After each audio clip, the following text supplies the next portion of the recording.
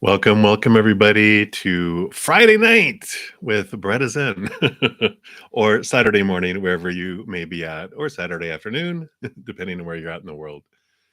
Many blessings to you all. Welcome. So happy to have you all here and ready to get some readings going here. But first, we're going to send some love out to the world. If you want to join me, I would love that. The more of us that do it together multiplies our impact of sending out that beautiful love energy out into the world. So I'm going to start off just taking a big breath. Come back to this moment right here, right now. And regardless if you're watching live or on replay, energy knows no time, no space. So we'll meet outside of time and space to send love together. So we just let that love fall from above, fall into our hearts and just fill us up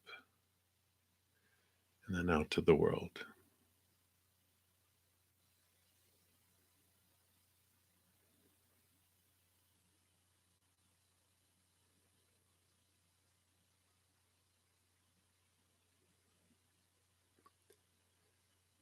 And if any of you need any love right now for mental, physical, spiritual, emotional, just accept it. We'll send you a big hug of love from the universe, from the Creator, from the higher realms.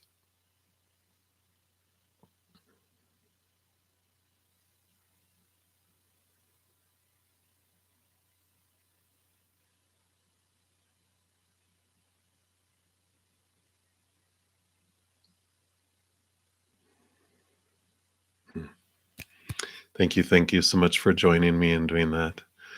All right, everybody. I'm really excited. I put a bunch of links. Today's 11/11 portal, so happy 11/11 portal day.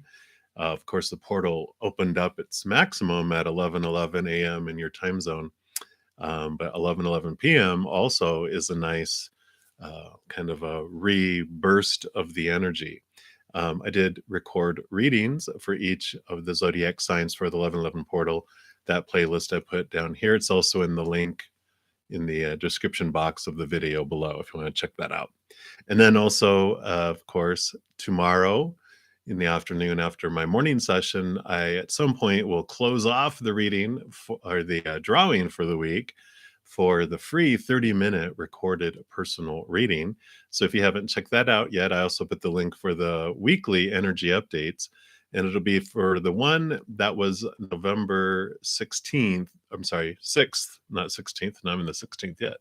November 6th in the title. And so when you look in that playlist, comment on any of those with November 6th, and you'll be entered into the drawing. So enough of the announcements. I did want to mention, I read a meme today, which was very powerful, which said, when we replace, why is this happening to me, with what is this trying to teach me, then everything shifts. So instead of why is this happening to me, we can change it to what is this trying to teach me, and it changes the whole energy around it. So I thought I would share that because it was a nice aha and nice reminder for me.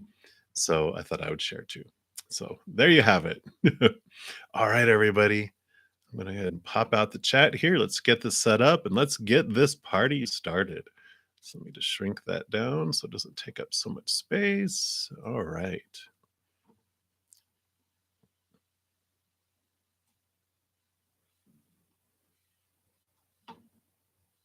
All right.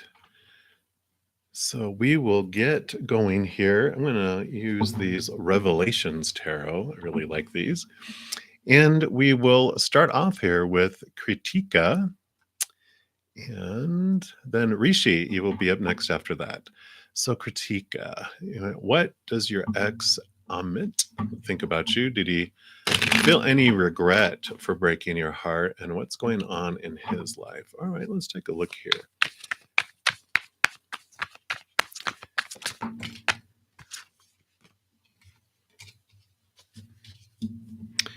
Move my keyboard out of the way here before I close stuff down accidentally. All right. Hmm.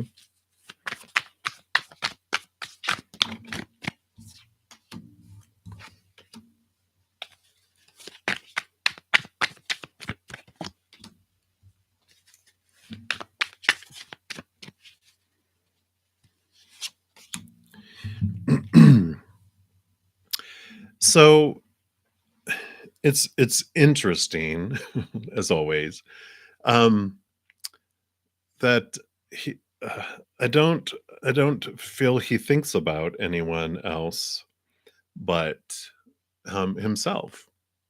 Quite honestly, because when I'm asking about what does he think about you? Does he have any regret? What's going on in his life? He's like, I've had new opportunities coming in. I'm really balancing out my life. He's got these choices that he's making because of the twos. So he's really making these choices, and he feels like he's doing really good at balancing his energy and he feels like his life is just bright and successful, and all this stuff is going on. And King of Pentacles too, abundance, abundance, abundance. And it's like he feels like he's focused on himself and his life and how it's unfolding and all of that. And it's like, okay, well, that makes a lot of sense. That why he was moved out of your life so that you could go on to see the reflections of everything that happened in that mirror and get to feel that way about yourself with new opportunities and balancing your life and feeling like it's sunny and everything. And so I would not invest any more energy in what um, like what they think, whether they have regrets or not, or what's going on in their life, because they don't care. They are only caring about themselves. They are so consumed with themselves that in their life that they don't think about anything else but that.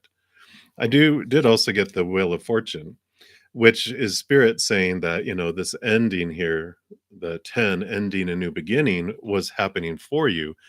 It speaks of fate and how there's all these fated events and fated relationships that we chose before we came down here. There was an agreement between you two that he would act like this individual and and not give you this fantasy dream life of a wish come true like a fairy prince. Instead, he was more the evil overlord.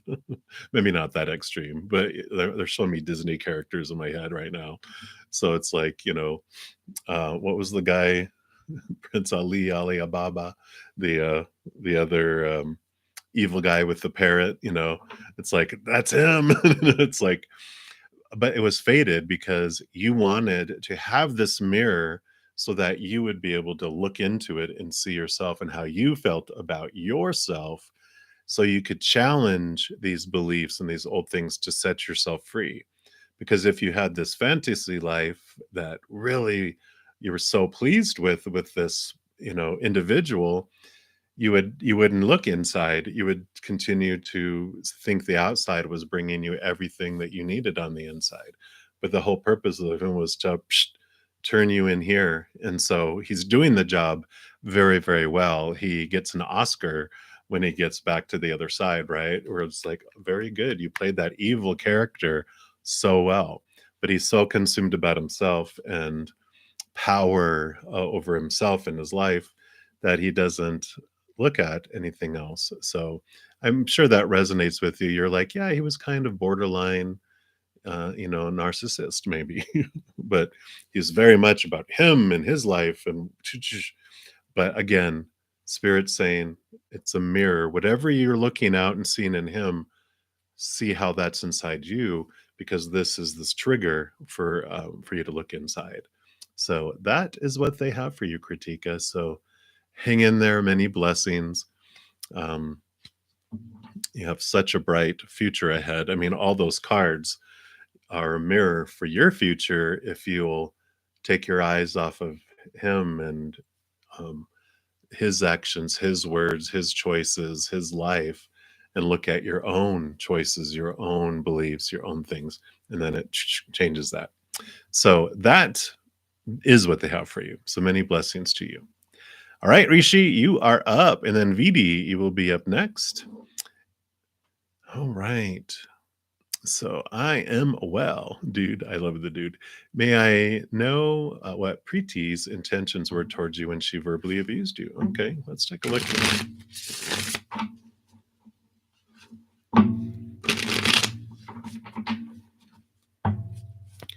That does. I'm going to rephrase it to see what does spirit wants you to know about this event. Okay. So there's always this mirror, like I was just saying, of things. And so when we're looking at why, why did she um, have an outburst, right? Well, we have the Nine of Pentacles, and the Nine of Pentacles represents, insomnia, nightmares, all these expectations, all these fears of losing conditional love. And we talk about here on this channel a lot about when someone is feeling scared, when a human goes into fight or flight mode, they turn into a cat or animalistic. Our human gets thrown out because our human body and our brain doesn't want us to stand there contemplating while we get eaten by something. It wants us to either or and take off. Well, it sounds like happened. And that's why, because of fear that something triggered. Because an emotionally mature adult, which I'm sure Preeti is a lot, that when she's not in fear, very, methodical, thinking, kind, compassionate, loving. But when fear kicks in, she's gone and this cat is there. It's like the full moon comes out and the werewolf comes. They don't know. They're not there anymore. This animal has taken over. So that, if you can understand, like when people do that, that it's, not personal. It's they feel out of control. They feel unsafe, and their instincts of survival instincts are kicking in to try to feel in control again and to try to feel safe. And if that meant verbally saying stuff to you, then that's what was triggered within her, you know. And you never know. If it's like, well, I don't remember doing anything, you don't have to remember. You don't have to even intentionally try. You could wear a cologne of an ex-boyfriend who was abusive, and boom, her sense of smell kicks in, and her, fight or flight, because she's, anyone could do that, right? And you're like, oh, wow, what happened? I didn't even know, you didn't do anything. So understanding that piece. Now, the mirror of that is understanding what about having someone yell at you? What is that doing? What fear is that bringing up in you? What around your worth and your sense of worth is being brought into view for you? So, this situation isn't an accident. It's not, just a off the wall weird thing that happened. It happens on purpose. Everything that comes in, like the when I said at the beginning, that meme was so perfect, right? Instead of going, why is this happening to me? It's like, what was I supposed to learn as I went through this? It's perfect, right? Because there is an opportunity to understand the fears of, when someone raises their voice and attacks me, or feeling attacked is our story we're putting to it, right? In reality, outside of us, someone, watching as a third party would look and go, oh well, look, she's talking to him.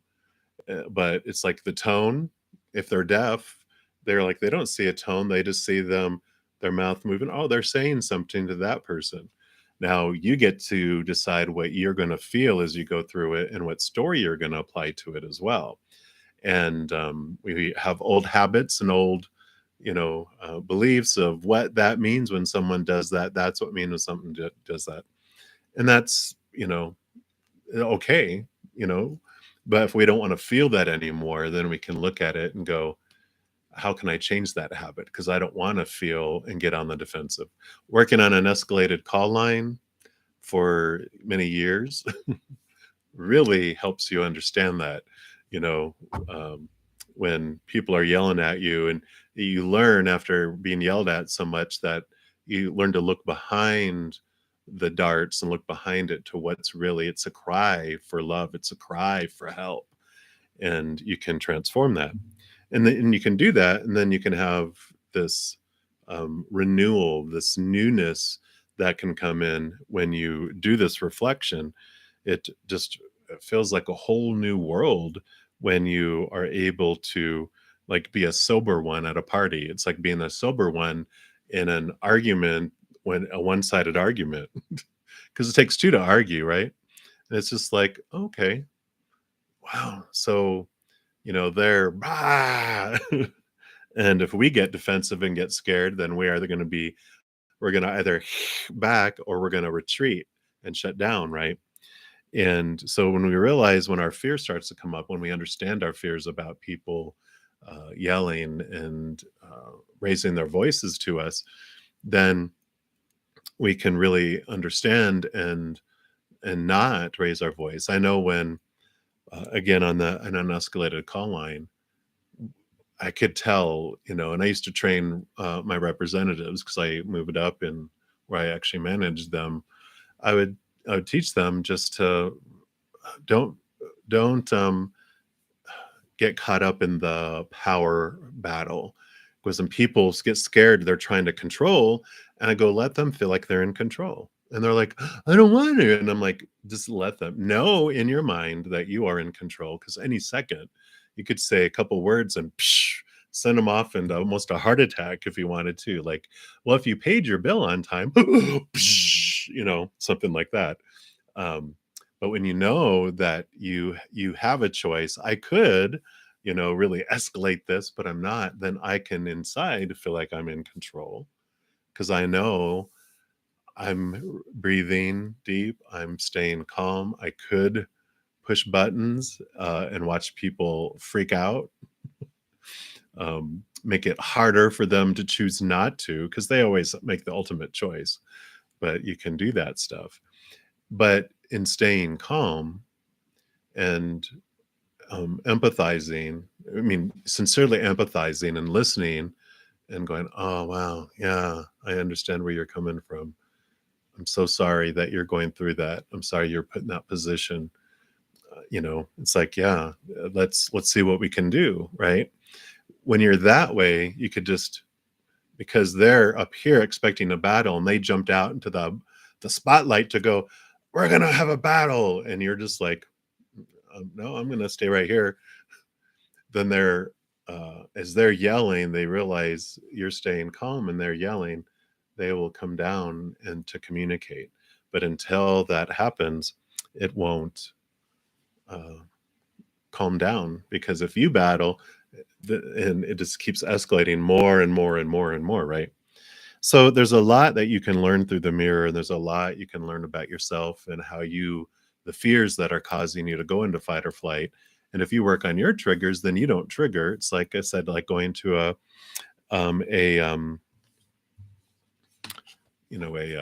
party.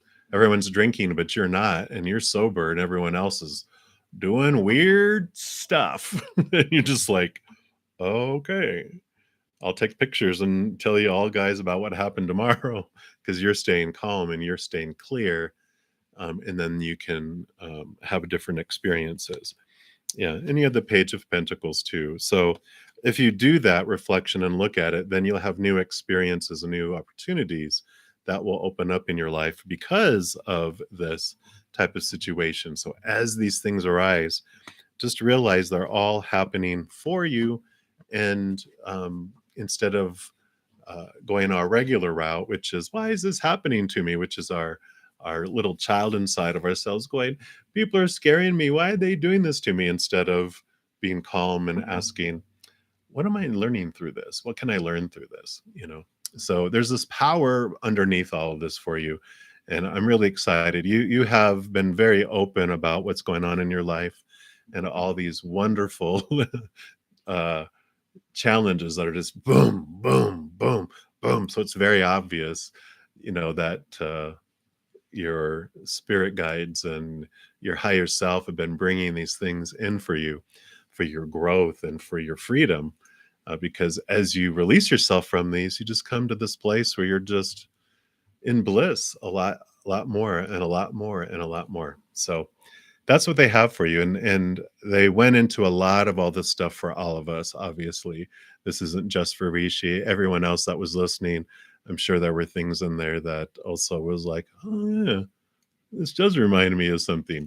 So many blessings to you, Rishi, and thank you for sharing that, because it will benefit more than just you. So thank you. All right, VD, you are up next, and then Intuitive Enlightenment, you will be up after that.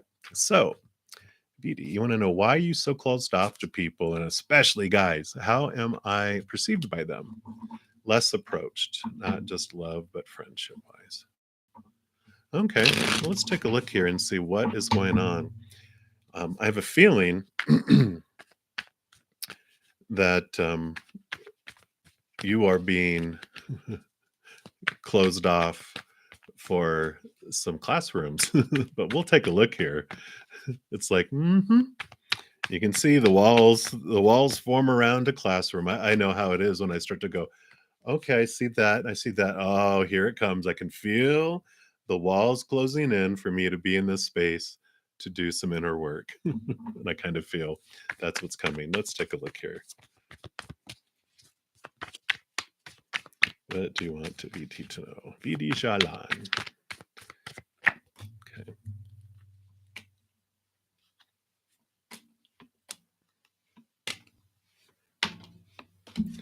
All right.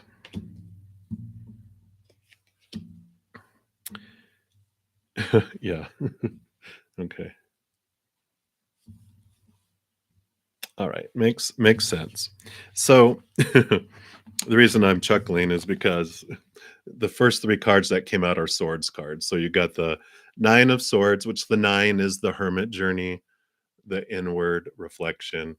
Nine of swords is looking at our fears, all these expectations that we're trying to live up to, and all the stuff that's causing those things. And the seven of swords is about looking at those thoughts and those beliefs and those mindsets that are stealing things from our life, friendships, like you said, love, opportunities, whatever it might be. What are these thoughts and these beliefs and these mindsets that are happening? And if you look at like the minor arcana, if you have like an even number, like a good number is like a six, you have three on each side, there's this beautiful flowing passage, so things flow and it's great. And then when you get an odd number, it means something is stuffed right there in the middle where you can't get around it. It's right in your pathway and it fills it completely up. And this is the time when it's things that we have to look at. We have no choice um, to look at it because it's in front of us. And unless we go backwards, but we don't go backwards. We're just like, okay, I'm standing here until I look at this. I'm not going to move past it. And it's on purpose. When you look at who ordered this, it's your signature, and you're like, oh, God, why did I want this in my life? And it's like, oh, because again, it brings freedom, right? Because you also have the two of swords, and the two of swords is this decision point, this place to look at this and go, okay, what am I learning from this? What do I want to know? And when you're looking at it, it's not looking at it just with mind, but especially with your heart and with your intuition. Now, all this stuff is coming up. The subject matter of these thoughts and these beliefs are here. And you've got the Four of Pentacles, which is about your wholeness and your completeness and your outside world, how you relate your worth to the outside world. And I talk about this a lot on the channel because it's so much throughout all the tarot is, either in thoughts or energy or emotion or like this, our worth in our outside world. We're taught to look into three different areas of our lives for our fulfillment, and in this case, for your worth. and it's relationships, which is what you're talking about here with people, can be romantic, family, friends, work, um, school, even your fur babies and feather babies. It's all our relationships. We're taught these are supposed to fulfill us, but they don't. They're unstable. People change, people pass away, people leave, right? And so it's like, okay, so that when I define myself by that, I feel unstable. And the other thing is like circumstances, job, education, social status, those things. We define ourselves by it. Those things never stay the same. They're constantly changing and influxing and moving, and businesses closing, schools closing, changing, education, all this stuff. And so that is unstable. And when we define ourselves by it, we feel unstable. And then, of course, we move into the things, our body, our bank accounts, uh, you know, possessions, our 401k, our savings, whatever. When we and those things break down, deteriorate, diminish, explode, catch on fire, stolen, right? Or inflation hits the world and the $1 million 401k is now 9.99 on sale, and so all this stuff teaches us to look into our worth, and the disappointment in the outside world, the letting down of the outside world, moves us inward and upward to something that is stable, which is the unconditional love of the upper realms. It's eternal, lasts forever. That's awesome. That's stable. And unconditional, no conditions. So that means there's nothing we can do to lose it. So very, very stable stuff. And this is what this is about. And moving up in your spiritual belief and cutting away a lot of spiritual and social type of restrictions that you've had on yourself, these thoughts and these beliefs and these opinions that were given to you throughout all time. And you have the temperance card here, which is about the balancing and patience and a balancing out of things. So just know that with all this kind of suddenly odd, why am I suddenly so closed off where I am not interested or reaching out and it's not coming my way either? And it's like, what's going on here? It's this classroom. And they say, be patient with it.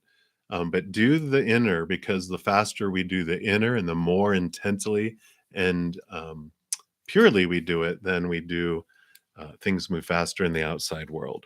So after all that happens, you do end up with the Three of Wands, which the Three of Wands is energy, and it's about you taking a different path once you get to the other side of this. You're going to learn so much about yourself and about what you want in friendships and love and partnerships and whatever, that you make this altering of your life and a change of your life as well. So in the end, it is beneficial and it's freeing for you, but there's no way around it. It's put there right in your path, and it's kind of like this classroom. So it is happening for you, and just know that freedom and a whole new bright path lies ahead once you do that reflection and you set yourself free. So, like it for you, VD. So many blessings to you. All right, intuitive, you are up next. And then KDP, you will be up after that. So, a general read for what the spirit. I'm going to use the Chinese tarot. I'm going to switch up the deck here. You're a normal fan. I would say that normal is quite a stretch. I'm just kidding. She's a dear friend of mine, everyone. So don't be going like, "Oh my god, I can't believe he's saying that." She's a friend of mine, a dear friend. She knows me in the actual physical world too. So let's take a look here, intuitive. What does spirit want you to know?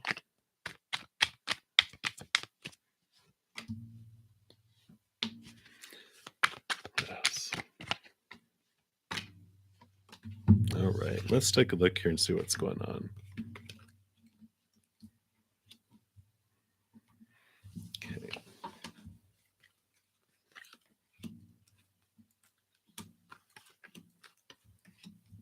All right. Yeah, I see here. So this peace of mind is a concern for you. I can see this here because we have the 9 of swords that's kind of hanging out in the background behind here, and you also have the like the devil, making his appearance as well, which is all about challenging and shaking up some thoughts and some beliefs and some mindsets that are going on. And it's just like there's all of these thoughts and these beliefs, all these things that are just always trying to demand your attention in just your life. Just it just seems like all over the place. Literally, it's like you're feeling like you're defending these daggers that come at you all day long about um, this should happen, that should happen, this person wants this. It's like you're demanded from in so many different directions in the external world, but there's even more in the external world of all these voices that are just asking, asking, asking, asking, asking, and those aren't though those voices aren't the voices of the spirit. Those are the voices of the past and parents and teachers and all those people that blah blah blah blah blah filled you with all those things. But you do have the 3 of cups, which is spirit saying, yeah, but there's voices that are so pleasant and so distinct and different from all of those, right? And you do have this movement in your emotions as well, which they are able to help you with that. And I feel like you call on spirit, but I feel like there's an opportunity maybe to call on them a little more often because they have the Page of Cups and the King of Cups. So a lot of movement of energy and also um, ruling over your emotions, because that king, of course, he rules over. I think I have the king. Oops, sorry. Oh no, you have the knight and the page. Where did I think the king was? But you have the page and the knight. So the knight is the movement of emotion, and the page is newer emotion, um, and has some grounding along with these two. So I really feel like uh, there's this again. It's like those other two had like. Let me do it this way, just real quick. So all this conflict of belief and thought, and your concerns with peace of mind, it's like this major arcana is ruling over that part, right? And then there's the emotional piece of the emotions, and I want to roll over my emotions. I think that's where the king was coming in. I felt like this. I want to roll over my emotions. I want this balance of heart and mind, and I just want some peace to come. And I feel like those are all, being managed by spirit, by your spirit guides. And so they're really focusing on the emotions. So your shadows putting you through things, your spirit guides and the spirit realm are wanting to aid you more, but they don't mess with your free will, of course. And there's nothing wrong with asking them for help and of your own free will, because when you ask them of your own free will, then they're not meddling and messing and disrespecting your power of choice and your free will. And so you can ask them every single day, just come in and meddle in my life, just show me signs and symbols, and let me feel your love, and let me, if you want to see them or hear them or whatever, just ask and things will start to happen for you there, because you do have the Ace of Coins, which is the Ace of Pentacles, which means new opportunities are opening up in your world. So there is this newness, this change that's happening outside, and you have the Three of Staves, the Three of Wands, which means that you are taking a different course, a different path that's coming up. So I feel like with all this stuff that's going on, with all these emotional movements and change and new emotions and all these swords and thoughts and all this, it's like things are coming to a head for you. And then there's this change of, oh, yeah, your change of path. We've talked about that, right? So I feel like that is coming soon. So that's what they have for you right now. So many blessings to you and much love. All right. KDP, you are up. And then CEO Shanta, you will be up next. So, Katie, will your plan work? Dun dun dun. Uh-oh. She's got plans. Notify the authorities. Let's take a look here. I think you're in Denver, right, Katie? I'm just going to call the Denver police. Hey, you might want to be the lookout. There's this wild Katie. She's got big plans. So will her plan work? What do you want her to know about her plan? It's so funny. I got the justice card. I'm calling the justice. That's funny. I'll talk about that in a moment. I just thought it was hilarious. Here I am talking about the police, and here comes the justice card coming up. All right.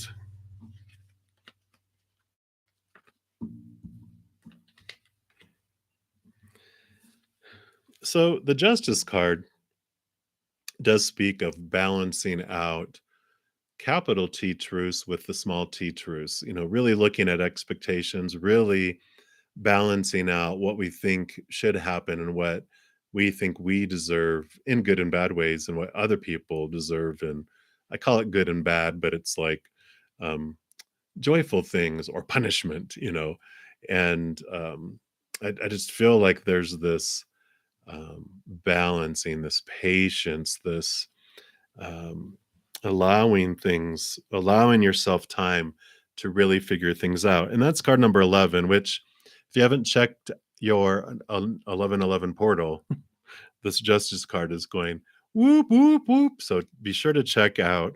I plugged the playlist in the chat, but it's also in the, I think I threw it in the, uh, description of the video too, because that's just like right there. That's right now. That's right here, right now. So check that out, because there is some messages in there for you too. And I guess I could show you the cards. Heavenly Master, the Hierophant. And this is about commitment. So there's this commitment in here, and there's this Emperor here too. And both of these have rules um, on their shadow side, because the loving emperor has love and unconditional love, but when they are feeling unsafe or out of control, the same thing with a spiritual leader. When they have love, unconditional love for their followers, there's all this love that flows out to all their followers in their kingdoms, and they all feel successful and they impact the world in positive ways. But if either of these has any of the justice come in, then what happens is they go into fight or flight mode, and they become little tyrants, little dictators, or cult leaders who are only looking for themselves to feel in power. And so there is this kind of caution from spirit about what's the motive, what's going on here, because you also have the moon card. And these are four major arcana out of six, which is about important life moments here. And the moon is about trusting cycles and knowing that everything, the moon becomes full, and then it becomes gone and new, and then it becomes full, and then it becomes new. Trusting those things, but it's also about um, the unknown and your emotions, and that's kind of like what they're saying in a bit too, of what are your motives, understanding your emotions, understanding what's going on beneath, and it's behind these things. So and then you also have the Four of Swords, which does speak to uh, you can have peace of mind when you cut away thoughts and beliefs and mindsets that no longer serve you. All these supposed tos and shoulds around relationships and situations and things. That's where we find peace of mind again, like the Justice card, the Ace of Swords that they're usually sleeping on with the three swords. Three swords are usually on the wall. This is about seeing things from this higher perspective, from a place of unconditional love, and it helps with all the conflict of thoughts and beliefs that go on underneath there. Because you also have the three of wands that comes up, and I feel like when you look at all of this that we talked about, that you change plans, you change your direction, you change where you're investing your energy and what you're doing with those things. So um, I feel like if that's basically them saying the plan, if the plan works, it's not going to be for your highest good because it's not balanced with the unconditional love and connection to above by what all those cards that came out. And it's about trying to live up to expectations and have other people live up to expectations. And that little police officer that I was going to call ends up being you. It's like I joke that I always turn in my God's little sheriff badge every day because I take it on sometime during the day of, well, this is what should happen, this is what people should do, and da da da, beep beep. Trying to control the traffic of the entire world with my little whistle and my little fake badge. And then I'm realizing, you don't need my help, do you? Okay, you can have it back now again, but I'm going to take it back in the morning. So I kind of feel like there's this freedom that comes through this for you. So that's what they have for you, Katie. They're being funny. So many, many blessings to you. Hang in there. All right. CEO Shanta, you are up. And then Queen Bee, you are up after that. So, CEO Shanta, is there anyone who wants to reach out to you? Let's take a look here. Let's take a quick sip here.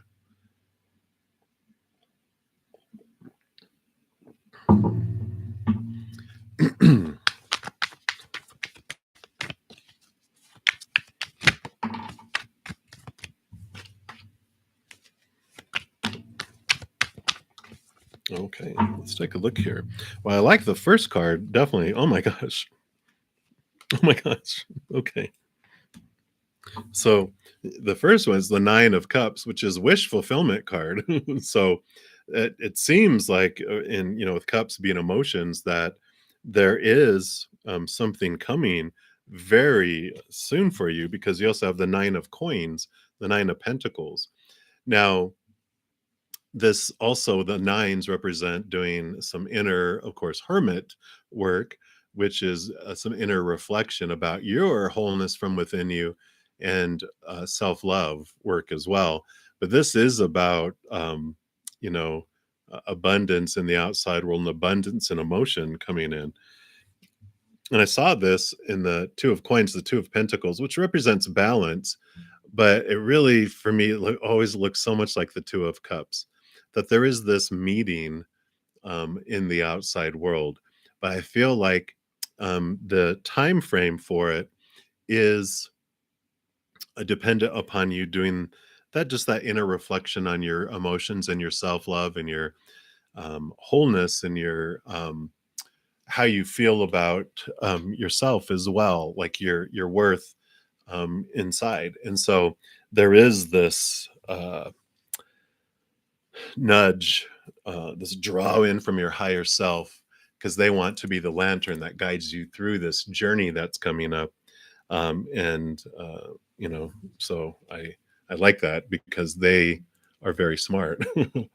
And you have the Seven of Staves, which does say that um, as this opportunity unfolds, that there will be individuals that will not be so appreciative of you choosing these higher paths and these higher ways of looking at things and this connection that you have.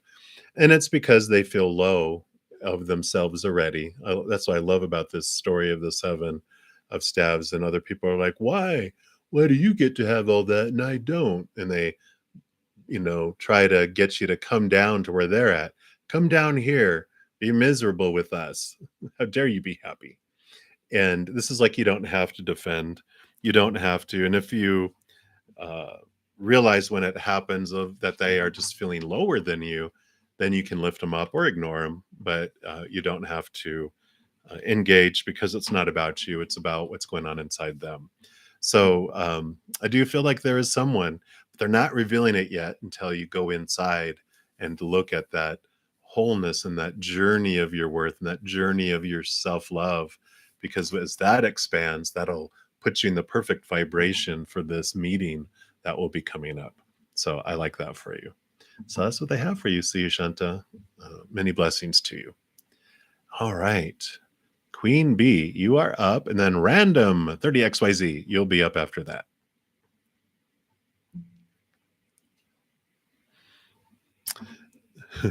So, intuitive, the name of that deck is just the Chinese tarot.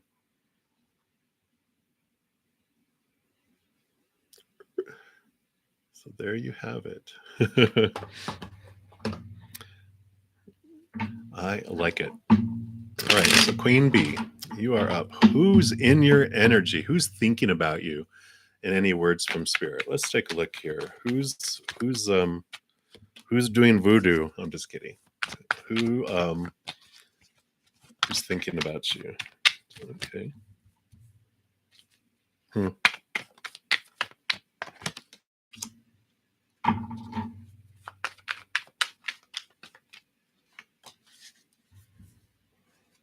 Yeah.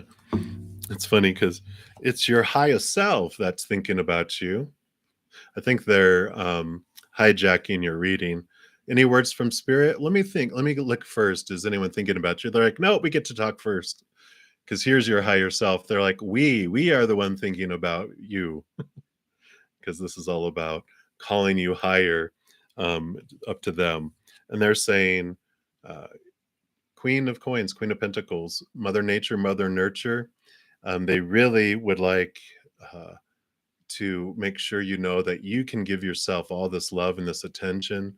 You deserve it more than anyone else, and you, out of anyone, know what to give yourself to make yourself feel nurtured and to feel whole. And they're really wanting you to look at that because they have the Eight of Swords, which they're saying you've been doing a lot of inner work with all your thoughts and your beliefs about yourself and what is blinding you and binding you and making you feel trapped. And so you've been working on that, but they're like, it's time for a break. You don't have to do shadow inner work 24/7. They're just like, you can have a break and it's time to nurture. It's time to recover. It's like working out. You don't work out 7 days a week because you have to give a muscle time to repair and regenerate and for things to settle in. So they're kind of saying take a break, give yourself a nice little rest, a day to do nothing or an afternoon or an evening to do nothing, and just allow yourself to just nurture. Because you have the Four of Coins too. They're like, you've got your outside world is stable. Trust that it is stable, that you have everything you need. It's more stable than it may appear, but they want you to know that. So, okay, now that they hijacked you, let's see, is there any human thinking about you on the earth? Yeah, okay, there we go. Well, you have the Magician. So it's someone, a divine masculine energy that's very, um, they just really pinpoint their energy and they really just, uh, you can tell that they understand their power and they understand that whatever they focus on grows and they have this confidence that they can manifest things because they feel like I got everything I need inside me and I can make stuff happen. And it's someone that's really just woo, and probably a fire sign because it's just over the top confidence, which is very much fire signs, which is awesome, right? But that's who's thinking about you, and but you're safe, which I like. So that's what they have for you right now, Queen Bee. So many blessings for you. All right, random, you are up, and then Venita, you will be up after that. So, will you get a higher paying position at work soon? And if so, what can we tell you about it? What else is going to happen? What do you need to look out for? All right, let's look at high paying job first, if you don't mind. Come look at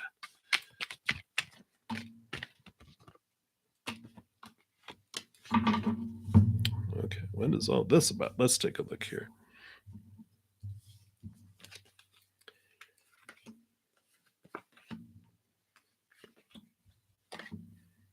All right. Well, so it seems like with work, um, it seems like there's with this five of wands that there's this appearance of conflict, this appearance of energy that's just very, um, I want to say aggressive.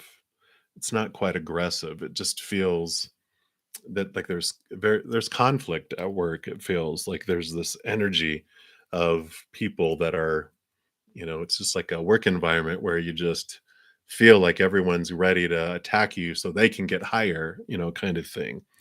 And there is this mystery, this lot of things going on behind the scenes and below the surface, because the high priestess card goes, there's things that are veiled, there's things that are hidden. The moon is about things that are hidden. So these two cards that came out in here too are really jumping out about there's a lot of stuff that's going on behind the scenes and underneath the surface. I almost feel like with a combination of these three, it's like um gossip and politics and all these things. And I think that's where this um, energy of conflict comes from, is that a lot of people are always talking about each other behind each other's backs and trying to, it's like they're showing me Game of Thrones, how they're always plotting and plotting, and you never know who you can trust because before you know it's like, oh, foiled, and so people get drawn into all this stuff. And I feel like it's just there's so much just behind the scenes and whisper, whisper, whisper, you know, that is happening. And so I don't feel like you're going to higher position at work. And I kind of feel like when you're talking about what else is going to happen in your life, what do you need to look out for? There's these emotional choices that are coming up. The Lover's card is not just about love, but about life, and that within each moment we have these ability to choose what emotion we want to put around something. And it's either going to be emotion of fear, of losing conditional love or rejection or something like that, and or of unconditional love, of the higher love and the higher emotions. And I feel like with all this that's going on, I really feel like something's going to come to the head soon, because in addition to that you also have the King of Cups, which is about, um, even though there's a lot of emotional stuff going around, they stand calm because they know, and they also are rolled. They roll over water, but they also have air. All the kings have air, so he's this good balance between heart and mind. And I kind of feel like with when you see all this drama and you see all this stuff happening, and it just it's not that it disgusts you. You're just like, you don't want any part of it anymore. Because I feel like you're ready to go in a different direction with the Three of Wands here. I just feel like new opportunities will be coming your way. And it's because of the choices that you make. Like inside, it's like almost being like in a toxic relationship. Well, I think someday they're going to give me this. So I'm going to stick it out no matter how toxic our relationship is. I just know things will change, but then they don't, and then they don't, and then they don't. And then you hear that they're talking about you behind your back and dissing you and everything else. And you're like, what? All right, I'm out of here. I'm going to go find something that's more in alignment with my heart and with my dream and where I want to go. Somewhere where that appreciates the work that you're doing. Yeah, because you've been hanging out for a long time. This the hanging ghost, which is the hanged man, um, usually means have patience or you've been patient enough. And the energy I'm getting from all this is you've been patient enough. So it's time for you to start looking and put your energy towards that. Make an emotional choice of, you know what? I've learned a lot here. I've really evolved myself. And now I'm going to go look and see what's next for me in my journey. It doesn't have to be resentful and going, fine, you're not going to play my way. I'm going to take my ball and go home. It's not that kind of thing. It's, you know what? I see this block. I see that this is not for me anymore. And so I'm going to go into a different direction. So I like it for you. So many blessings to you, Random. Hang in there. It'll all come clear. All right. Venita, you are up. And then beautiful Princess Pinky, you'll be after that. So, V, so what does Spirit have to say about your new connection? Whoa. What new connection is this? Let's take a look here.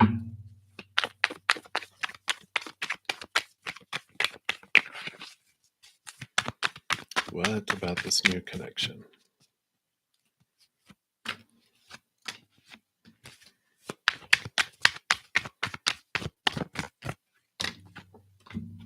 All right, let's take a look here.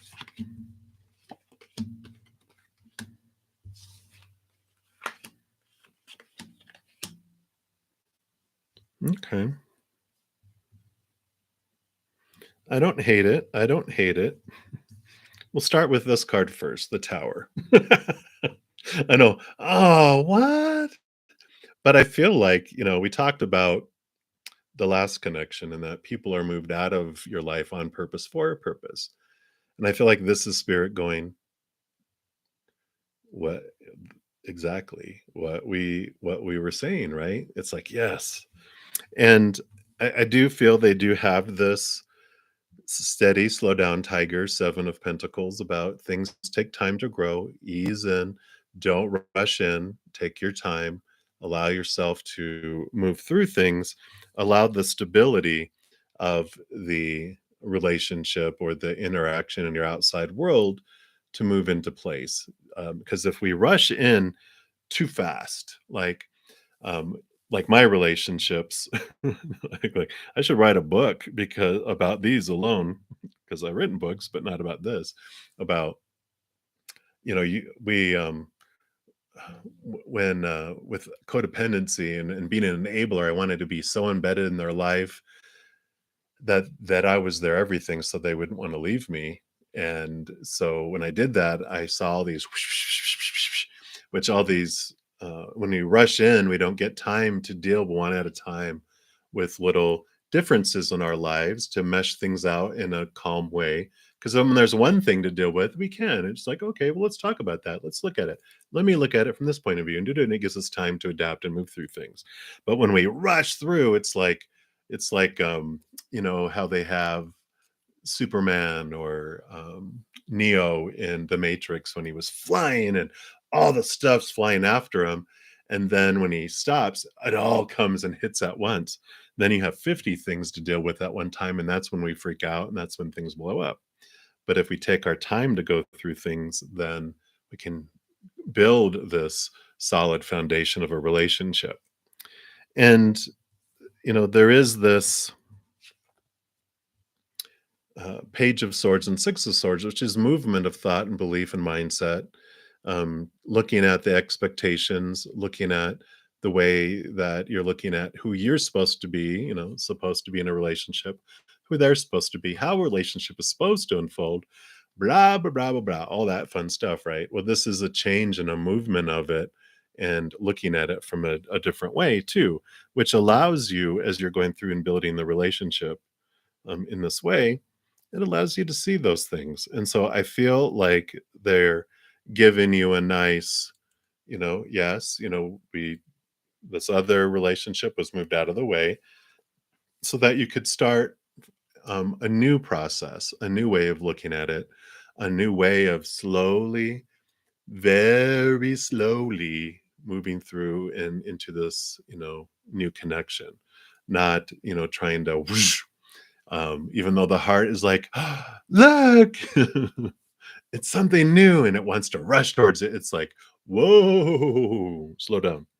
Because with that 4 of Coins, you also have the King of Coins, which one of the biggest pieces of knowledge that the king, shares is what he learned in the 4 of Pentacles, which is about our worth from the inside and up and not related to the outside relationships, situations, and things defining us because we know how disappointing and unstable they are. But in the process of slowly moving through, into a relationship of some kind, we can look at ourselves and look and date ourselves at the same time that we're doing that, so that our self doesn't feel like we're cheating on ourselves with someone else. We're giving ourselves the love and the attention and understanding ourselves as we're going into it. So I really like that they're giving you a thumbs up on this new connection, but with a caveat of being turtle. No, I stand corrected. Snail pace. They're like, turtle, that's too fast. We want snail mode, not ludicrous speed. Lou the snail speed. So uh, that's what they have for you, V. So many blessings to you. I love you. All right. Beautiful Princess Pinky, you are up. And then Krish Adwani, you are up after that. So you'd like an energy read, Pinky, for you and what you are attracting and manifesting. Sure. Let me just take a quick drink here.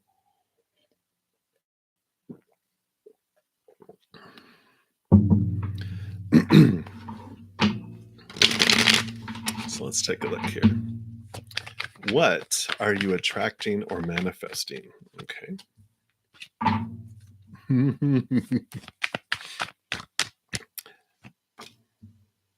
Okay. I like it. All right. All right. Makes sense. Makes sense. It's a coming. It's a coming. Okay. Just one more. Okay. So you are attracting this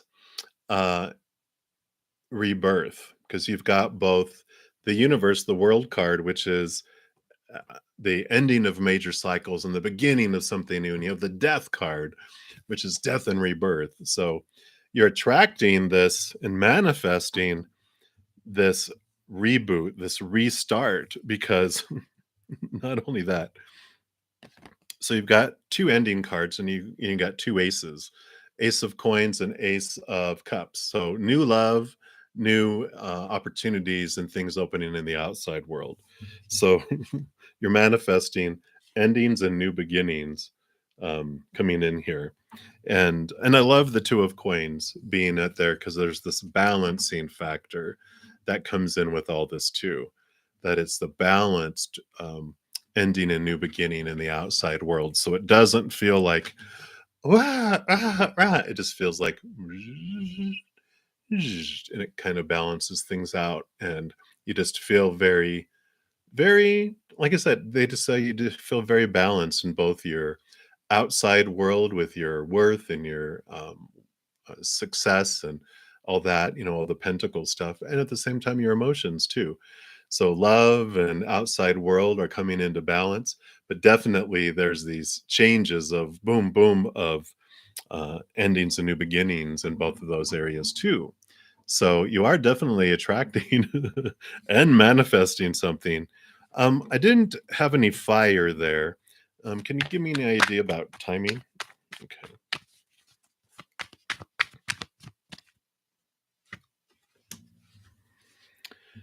No timing, but they gave you the shadow and the sun. So without light, there is no shadow. And so they're saying that, everything that you've been through has been on purpose for a purpose.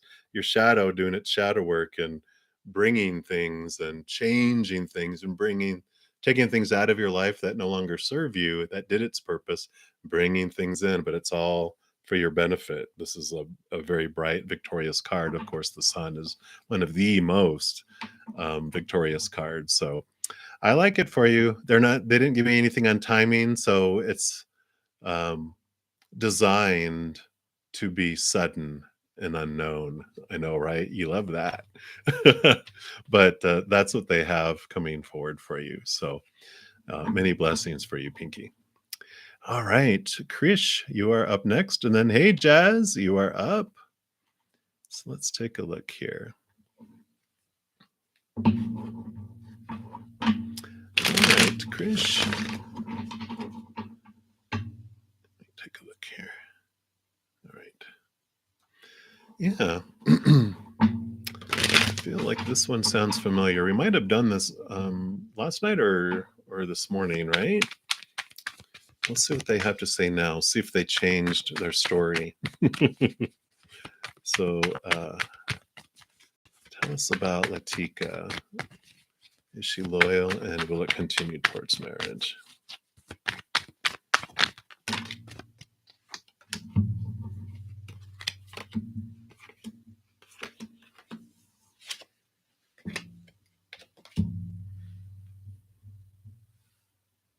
Okay. Yeah, it feels like kind of some of the same energy here because there is the energy of conflict. There's some fears in there. Um, but I feel like the the emperor here is like this need for balance, for stabilization, for taking charge, because there is this the Knight of Cups is movement of love, this pursuit. It's like you're a knight who's in pursuit of the Holy Grail, which is full of love. It's the romantic, right? And I feel like this really like is you. It's like you are both the emperor and the knight. You know, you're the emperor who dispatches the knight in search of the Holy Grail because you both want love. And it's this romantic story of seeking after love. But I feel like there's this fork in the road because you've got two twos. You have the two of swords, which is all about that you know it's making a decision, making a choice. There's something that needs to be decided, and the two of coins, which is all about balancing. Um, that there's this again choice of two out in the outside world, and I feel like there's going to be with the three of wands, it's a change of direction. And I feel like I do so many readings, so when I get a reading that comes back clearly, it's them bringing it back because I pulled this reading before, it really was a lot about, there was no fire and passion that was there. It was like they're loyal, but there wasn't like a devoted I mean, they're devoted, but there's not like a love like you have for them, and that's what you deserve. And I feel like that this three of wands is really showing you that there is this change, you know, as things become clearer, as you really look at kind of step away from it all, and instead of looking at it with your mind and uh, with your aching heart that is longing, your longing heart that's looking for love, look with your gut, which is below that, and really look at things and see.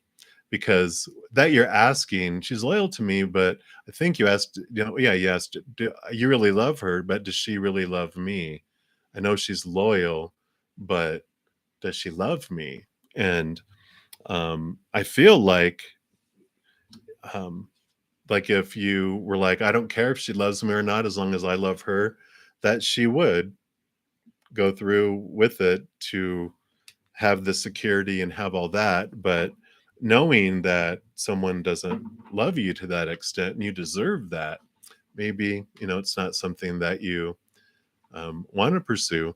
But I feel like there's going to be something else, this choice that comes up, and that you do make a change into a different direction, something that's more in alignment with your true heart as well. So that's what they have for you, Krish. So many blessings. I know that's not fun to hear, but having been through things like that, you know, once we're beyond it and we're looking back, then we do that. Thank God for unanswered prayers. And I'm glad I made that decision because look who I'm with now, because it's like so full and so different than it was, right? So that's what they have. So hang in there. All right, Jazz, you are up. And then Cutie Pie, you will be Cutie Pie Aditi 444. You'll be up after that. So, Jazz, general for tomorrow. Let's take a look and see what they have. And thank you guys so much for all the thumbs up that you have on the video already. Really appreciate it. It helps out the channel so much and helps spread the Zen love. So thank you for being a part of that. All right, let's take a look here. What do they want you to know for tomorrow, Jazz? What should I think about tomorrow?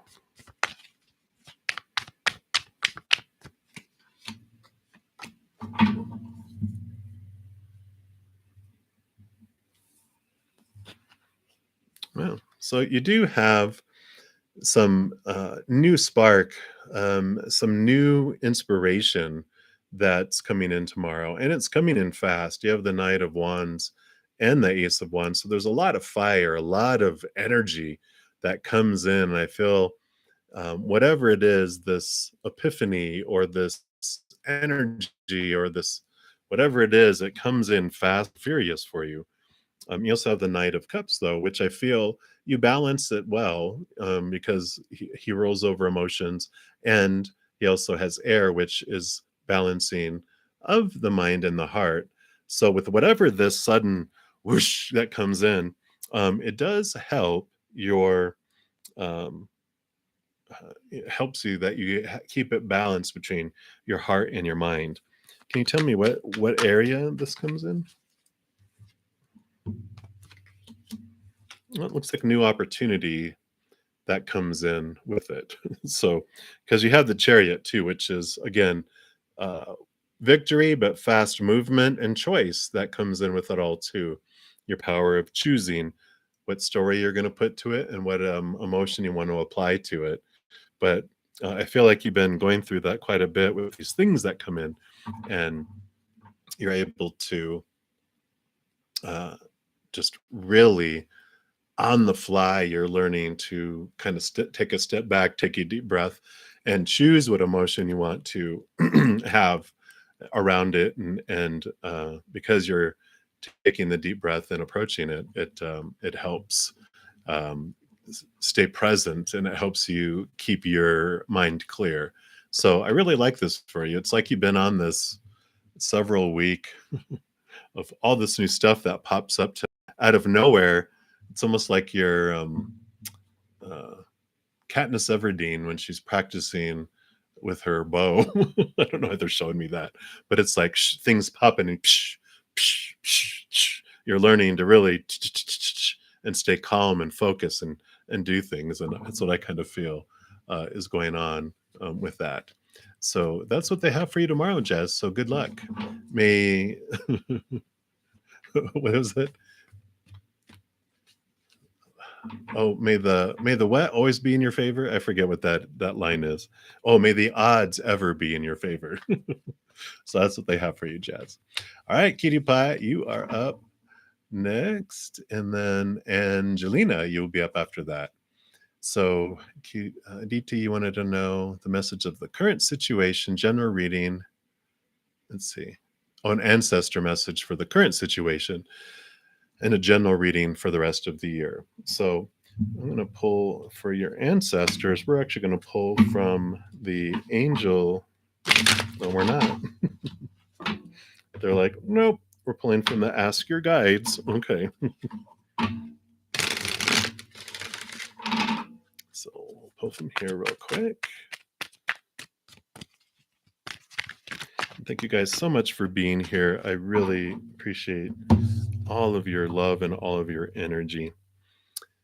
And Aditi, you have the message on the current situation for you from your ancestors is about despair. And it's from your nature spirits, and it's card number 29, which says whether you call it a bad mood, a bad day, or even a bad life, a feeling of complete desolation and despair can have you in its grip, and all can seem bleak. This isn't to suggest that your feelings of hopelessness are without cause.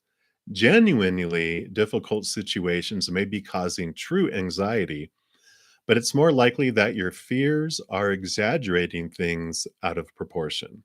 Fortunately, your nature spirits are on hand, luring you out of your inner despair and rerouting your attention back to nature. They urge you to stop dwelling on problems for the time being and go outside. Breathe the air, smell the grass, take a walk, notice the wind. Come back to earth, back to the moment, back to the beauty and bounty your divine mother offers. If you're feeling trapped in an emotional maze of fear and drama, your only way back to balance and clarity is to get grounded in the moment and return to the natural world. Let your nature spirits lead you to Mother Earth as she will calm and comfort your soul. The message for you is get back to nature. So get back outside. Go enjoy that, right? Enjoy that peace that comes from connecting with nature. And then for the rest of the year, your general reading here. Okay, makes sense. So you are at this point of exhaustion and despair, right? 10 of Swords. All these thoughts and these beliefs and these expectations just flying around you. And you're ready to let them go. You're ready to send them flying because you're tired of trying to fit in and trying to just have everyone tell you who you're supposed to be and should be and need to be and have to be and how everything is supposed to unfold because you are taking this emperor stance. I roam over my world. I'm the one that gets to decide, and everyone can just be quiet in the kingdom, right? They're like, I'm the one in charge. Shh. So it's like you doing that and really getting the stability and understanding what it is that you want. And you have the star card here too, which is the wish fulfillment card. And it's also about connecting to your higher self. And so when you get out into nature, and there's a lot of nature beings on here, it's enjoy yourself, allow yourself to dream. What is it that you truly want? As you clear away all these expectations, sometimes it's all you knew all your life is being told who you were supposed to be and should be and need to be. And I know at one point in my life, I was like going through an identity crisis because I didn't know who I wanted to be because I always did what everyone else wanted me to be and what I thought everyone else wanted me to be. And so when I cleared off the table and it was all clear, then I chose what I put back on it. And for a moment, it felt weird being empty, but it was like, what do I want to be? Who do I want to be in my life? What are my wishes? And getting in tune with your heart and your higher self is a big piece of all that. So I do like that for you for the rest of this year. You're really deciding what it is you want, getting rid of the stuff that doesn't serve you, and really taking charge of your life. So I like it. So that's what they have for you, DT. So many blessings to you. All right, Angelina. And you would like a general for next week. And Mira, you'll be up next. So, Angelina, let's take a look here. A general for next week. Okay.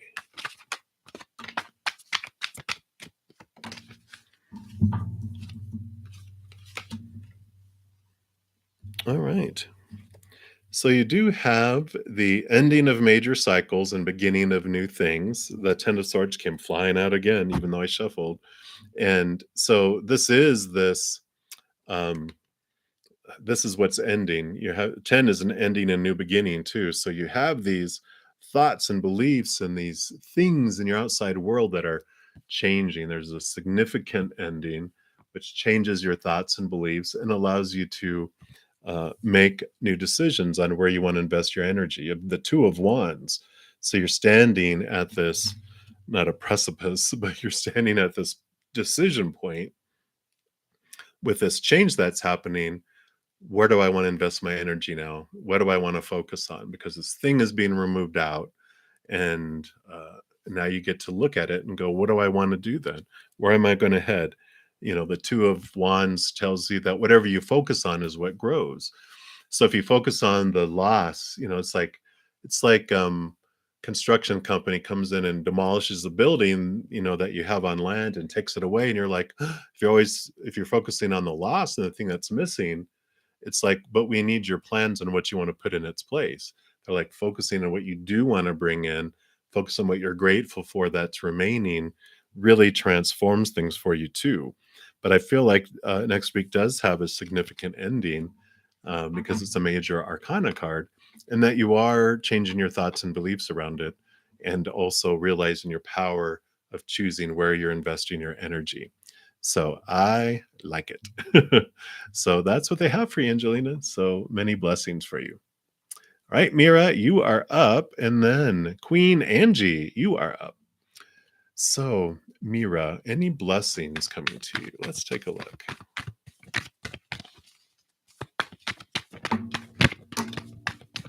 All right, let's see here.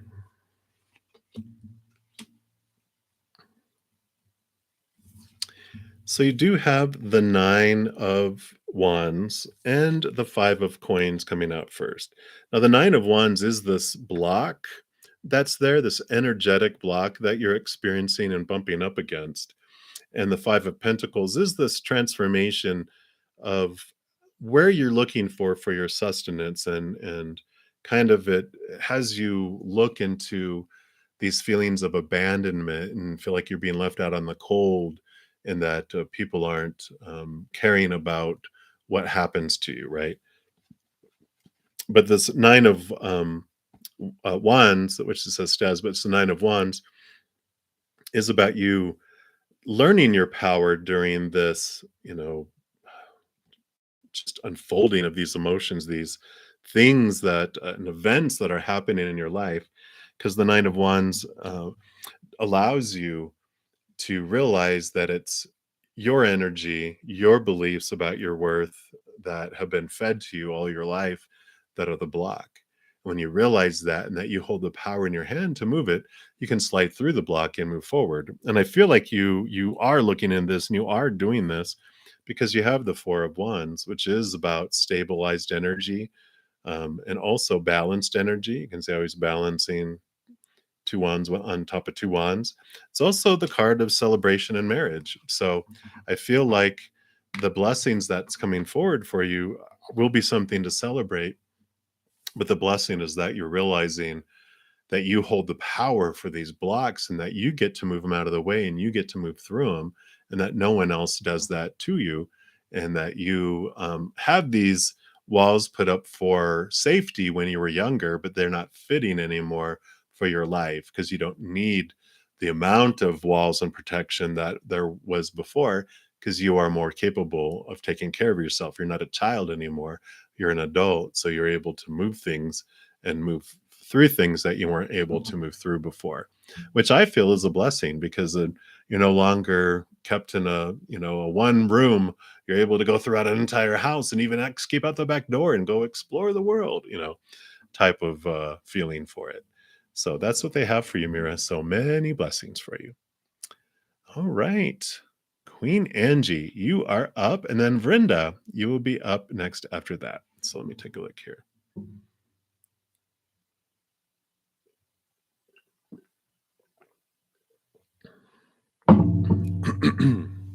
Okay. So, universe's message for you and next week's guidance. Okay, let's take a look here. Let's see what they have. Okay, we're actually going to switch back over to the Revelations Tarot.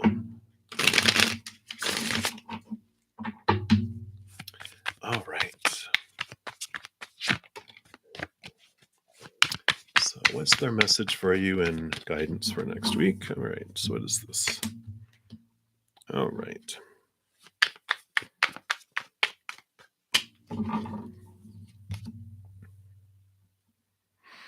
All right. Well, so the universe's message for you, you have the devil card coming in here and the queen of cups. So the devil card is your shadow, right? It's our shadow that brings things from our subconscious for us to look at, and it brings it into the outside world for us to see first, because our brain can only handle so much. So it's like it starts bringing things out in different situations, and then it brings it forward for us to be able to look at. And so we start to see it.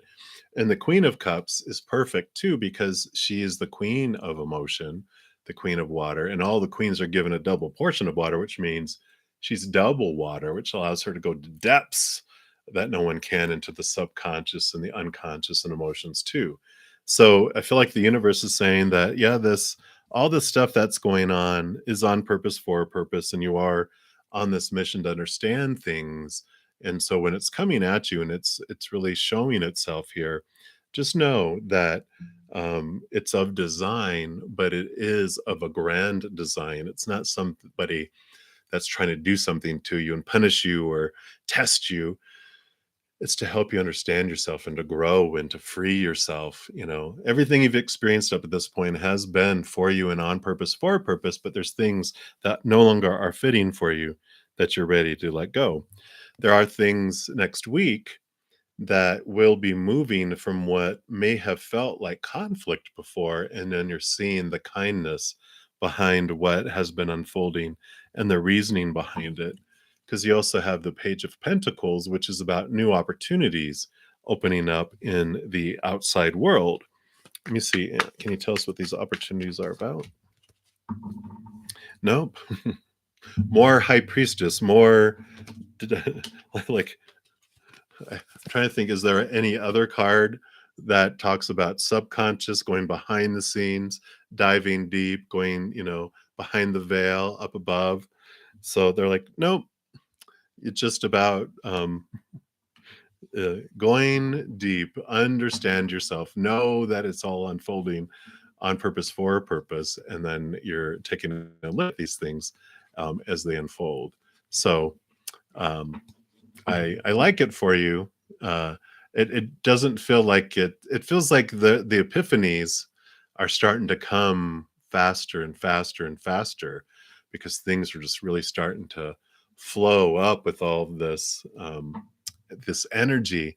But next week, I feel, especially with that Five of Wands, it's something that felt conflicting and maybe some fear around the energy, but it turns where you start seeing it from a place of love and you see kindness with it instead. So, whatever unfolds next week is a positive, upbeat change and transformation of energy for you. So, I like it. All right, Queen Angie, that's what they have for you. So, many blessings for you. All right, Brenda, you are up next. And then Elpidia, you are up after that. So, Brenda, I am doing well. And should you stay in Jaipur or go back to, my mouse is in the way, Lucknow? All right. What we'll do with Spirit, they don't have shoulds because they're like, there's there's not better, there's not good or bad, there's just different. And so we'll pull a card for Jaipur, and then we'll pull a card or whatever, how many pop out for Lucknow, and then you can see what energy that is more attractive to you. So we'll look at Jaipur first. If I'm murdering that name, I do apologize. And then we're looking at Lucknow.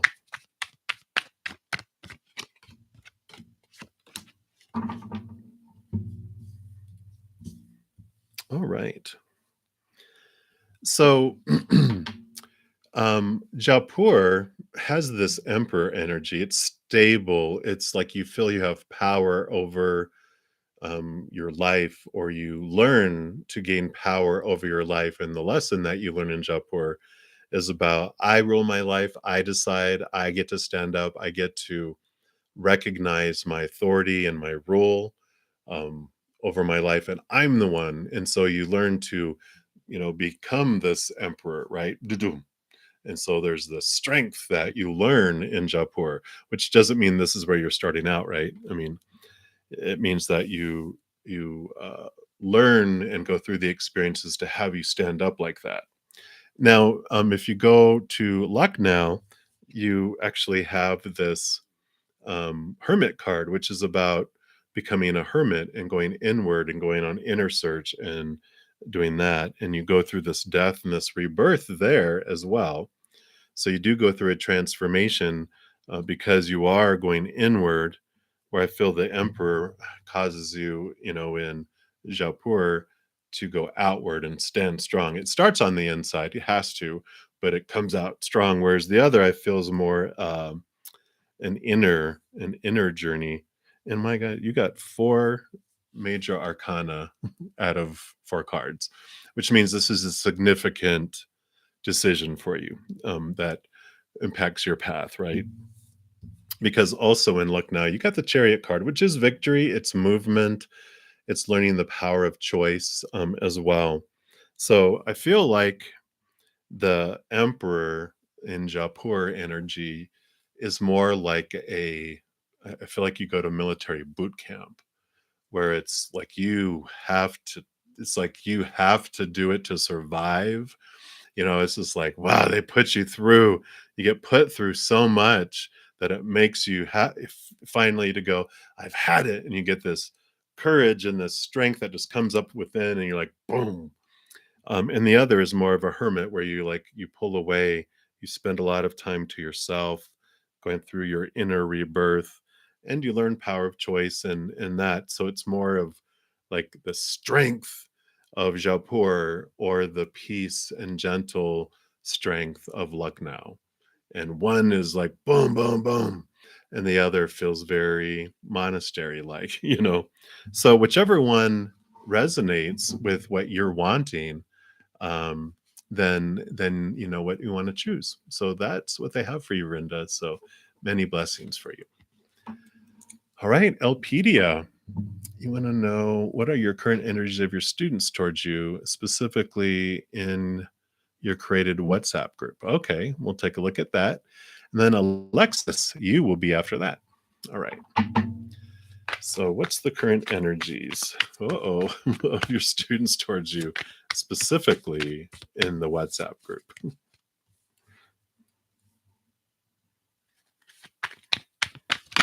All right.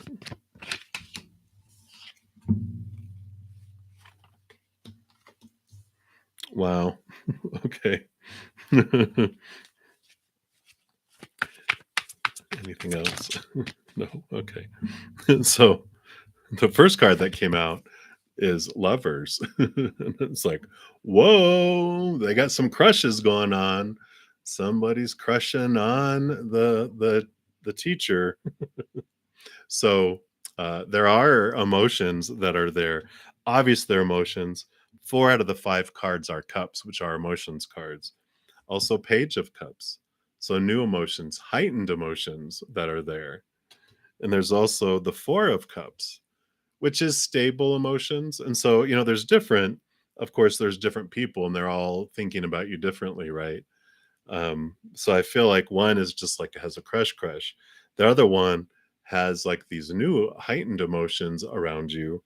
This one is just balanced emotions. It's very, um, it's like they care, but it's a balanced emotion. It's not like in the romantic type of sense.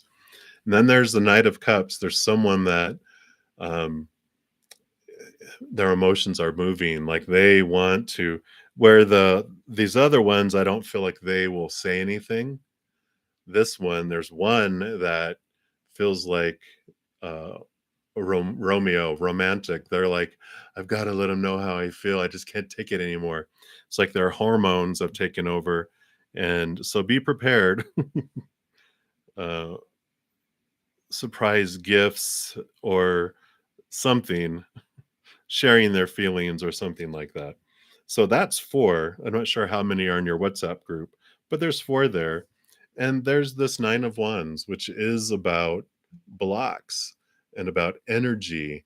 And I feel like there is this wall, this that's there, which is, usually because we have these beliefs around students should not get involved with their teachers because it does impact normally their studying, and of course there's certain laws if there's different ages or whatever.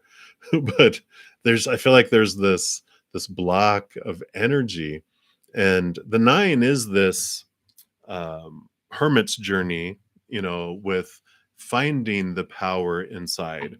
And I feel like that's your part of the journey here, that spirit's wanting you to know, is just the power that you hold with your ability to connect and to be aware of it. Because, uh, of course, with you being in the position that you are, you don't want it to negatively impact someone. You want to be able to really grab a hold of the wand and be able to use it to bring them up and help them move in different directions. So I know that's a difficult place to be in, but that is what they want you to know right now. So good luck with that, Elpidia. Many blessings. All right, Alexis, you are up, and then Kaylee, you be up after that. So, can we describe your future relationship, Alexis? Let's take a look here.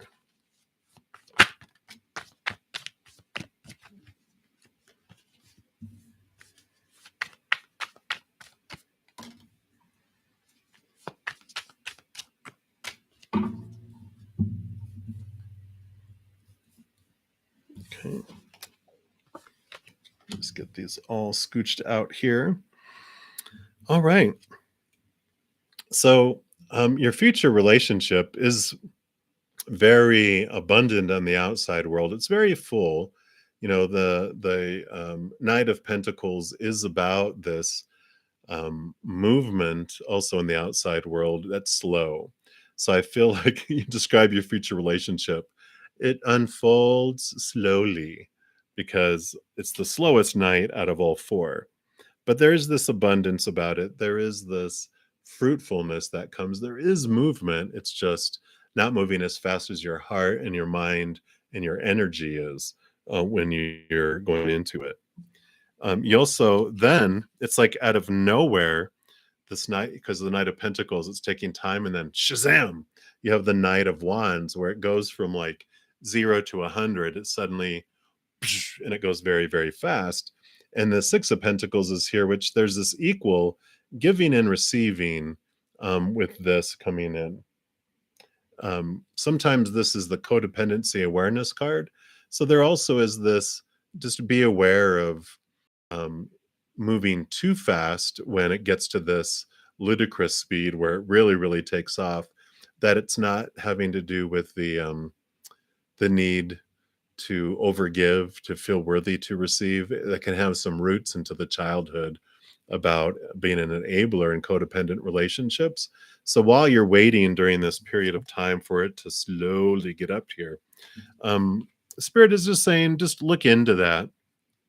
If you have this um, belief that you have to overgive to feel worthy to receive a little bit back, that can be healed and that can be transformed so that when it goes to this place that it allows you to receive so much more, and then you don't put the other person in this place where you don't receive from them, which makes them go outside of a relationship. Because in a codependent relationship, the enabler gives and gives and gives until they're exhausted and continues to give until they're resentful. They don't allow this person to give back. And so they end up giving outside the relationship, either in an affair or into like workaholic or working out all the time or spending time with other friends or a hobby. And so that energy that they would want to give to you, they put somewhere else. And so when you are changing this belief about yourself, then it allows you to receive more from them as well. And then you have the Queen of Wands and the Five of Wands. And I like this because this Five of Wands is this changing of energy from conflict to love. And that Queen of Wands is able to really connect to the spirit world and trust her intuition, which helps you transform any kind of conflicts that arise in the relationship. And I feel like you both have this energy too, because maybe it's like, I don't know if you're a fire sign, but it's almost like there's two fiery individuals that you learn to you guys don't burn up. Be careful you don't burn each other up, right? With the because you'll have passion, but you'll have also flames that go up when you rah. And I feel like you guys really work through that, and you find ways to not uh, fire darts at one another with your mouth. I feel like you guys um, have a very passionate life, um, but these things, the things to become aware of and even work on between now and as those things happen is this, the codependency kind of understanding, and also how to curb your words and not fire back quick at someone when things, which when we go into fight or flight mode, we really our brain goes away and we're all yeah da da da da da da. So really, what the core is learning how to not go into fight or flight. Because once you go into that, you're gone. You're out of your mind. You can't control what you're going to say until later when it's playing back, and you're like, "Oh my god, I got a lot of crow to eat." And instead, you are able to stay in the moment, not get heated, and you can talk through things. So those are kind of two areas that if you're like, oh, something to work on, relationship goals is look at my codependency kind of awareness, and then also that fieriness and being able to stay not triggered during um, potential heated moments. There we go. So that's what they have for you, Lexus. So many blessings. Kaylee, you are up. And then Annalie,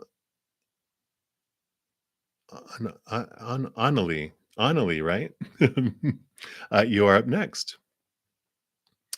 All right. So Kaylee, you need this right now. Oh, okay. So that was when I was sending out the energy. So I'm so glad that you received that. So I'm glad. Many blessings to you. Right. So Annalie. I think the J is silent, right? Anyway, hidden intentions of Satish towards you. So let's take a look. Hey, Rolling Stone Babe. Hello again. You'll be up next after that. All right.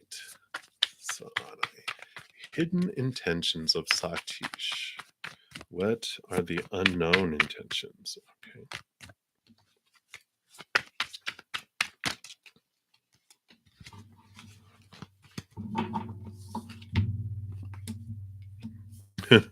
Okay. Well, they are hidden. Got the moon card. The hidden, because that's the moon, can mean that. So that definitely means that. Um, and I don't know, because these don't seem like intentions, though, because no one really ever intends to hurt someone else, but there's disappointments that come in. And I feel like the intentions, the hidden intentions that maybe they don't even know if it's in their subconscious, is their actions are to protect them from feeling disappointed and from them for being conflicted. Both of these are swords, which are thoughts, beliefs, and mindsets and attitudes. Sorry. Okay. Looks like the connection temporarily kind of hiccuped. So hopefully it was still recording. But both of these are swords, is what I was saying, which have to do with thoughts and mindsets and beliefs and all of that. And um, and I feel like this is all going on underneath it. He's trying to avoid conflict, and he was trying to avoid being disappointed and disappointing others. And so there's like these hidden things, like we all do until we start to become more confident and connect to unconditional love. We tend to hide what we feel are mistakes or things that may make people reject us.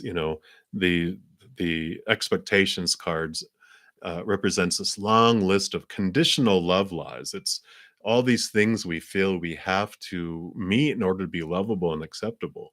And if we ever don't meet up to one of those, we kind of put it under the rug. We don't want anyone to know because there's this all or nothing feel around it too, right? You're either perfect or you're a failure, nothing in between. And so I feel like these are not intentions, but these are roots to things that he did or didn't do, or kept hidden, or didn't say, or you know, try to keep a secret because he didn't want to be a failure. He didn't want to let you down. He didn't want to let other people down. And so there's all this stuff that was going underneath. He wanted to avoid conflict. And so whatever his childhood taught him was whatever you do, just avoid conflict and avoid letting people down, because he must have had a really high bar set for him where he was constantly being told how he was failing, what he needed to do. Like it's almost like he was in this cage growing up. And so he had all these fears that are underneath. And so that's what it causes adults to do when they're older, is try to have these appearances of perfection and not doing anything that would hurt anyone or cause conflict. And if there is anything, they would rather lie, or not mention it than to have it come out, because they fear so much that rejection. So I kind of feel like that's what the hidden intentions of Satish are, whether, there's um, non-action towards you or actions that they took or didn't take, whatever the thing is, they're showing that that's the root. They just have this huge fear of rejection and not living up, and conflict. So that's what they have for you, Annalie. So many blessings to you. Hopefully that resonated. All right, Rolling Stone Babe, you are up next, and then Surhiya, you are next.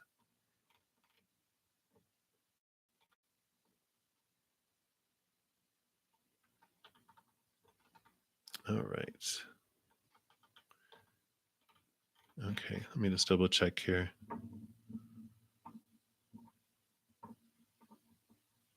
All right. Um, can you guys let me know, is everything okay? Is everything going good here now? Let me just check my phone here. Okay. Okay, thank you. I was like, hopefully I'm not frozen. Like on my end, I'm moving again, but for a moment, even froze on my screen. So I just want to make sure I'm not going blah blah blah blah blah blah blah again. All right, thank you so much. All right, so let me just actually, I'm done with this tea. That one is done. Let's go and move on to this one. Hot. Oh my gosh. This cup, what has it been? Almost 2 hours, right?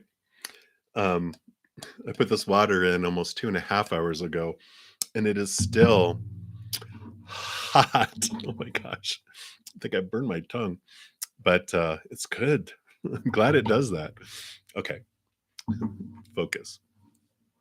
So, Sue Sheila, you'll be up next. So, Rolling Stone Babe, what's the outcome between you and Jason? Let's take a look here. What do you want Rolling Stone Babe to know about this outcome? What's going on between her and Jason?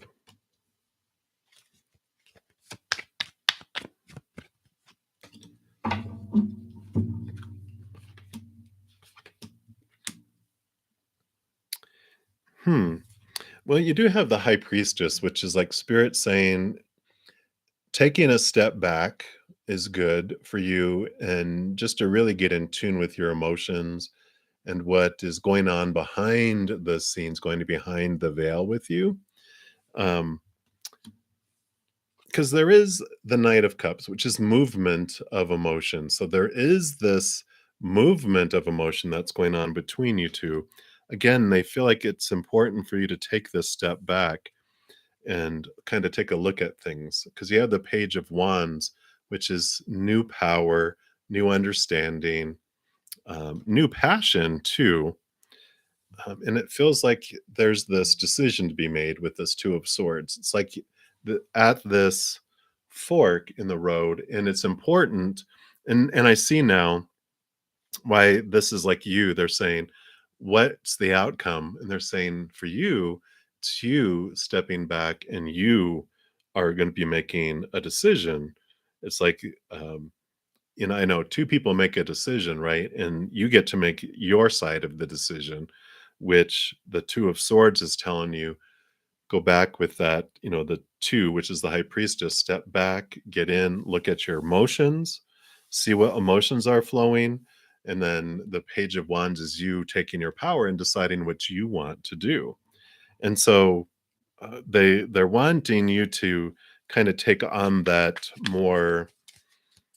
It's like the balance of the divine masculine and divine feminine, and then you have the empress. So it's um, new birth, new beginnings, mother nature, mother nurture. So I feel like it's like you take control of what you want for yourself and nurture yourself. uh, make decisions that are from your heart for you, not of the mind, but of for yourself. um, Coming in there. Anything else around this here? Okay. Yeah. Because you have the King of Cups here, which is about you ruling over your emotions and again balancing heart and mind, coming in again, like the Two of Swords, but it's the Ten of Wands. How much energy have you been investing in this relationship? How much? It's exhausting. It's like it's enough. It feels like it's like you're ready for an ending and a new beginning. You're ready to stop investing so much energy. It takes so much, right? Um,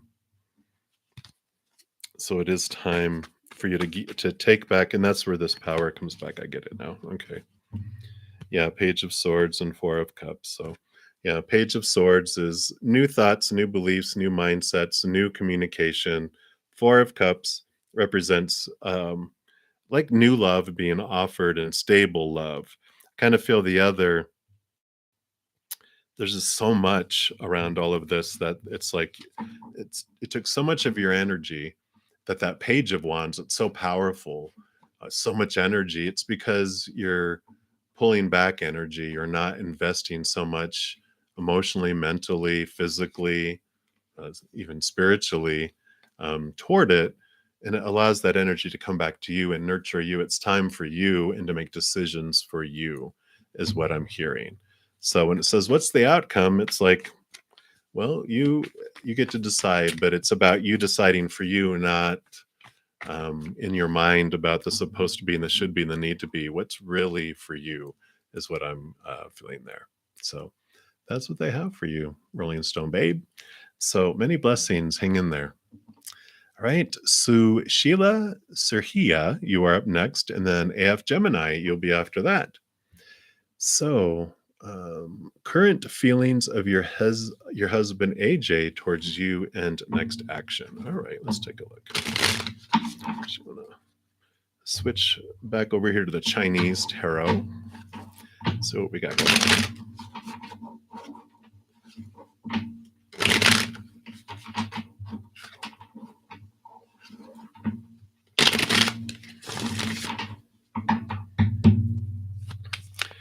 All right.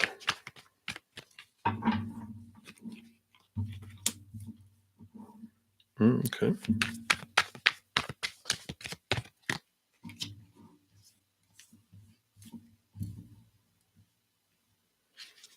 Okay. Anything else?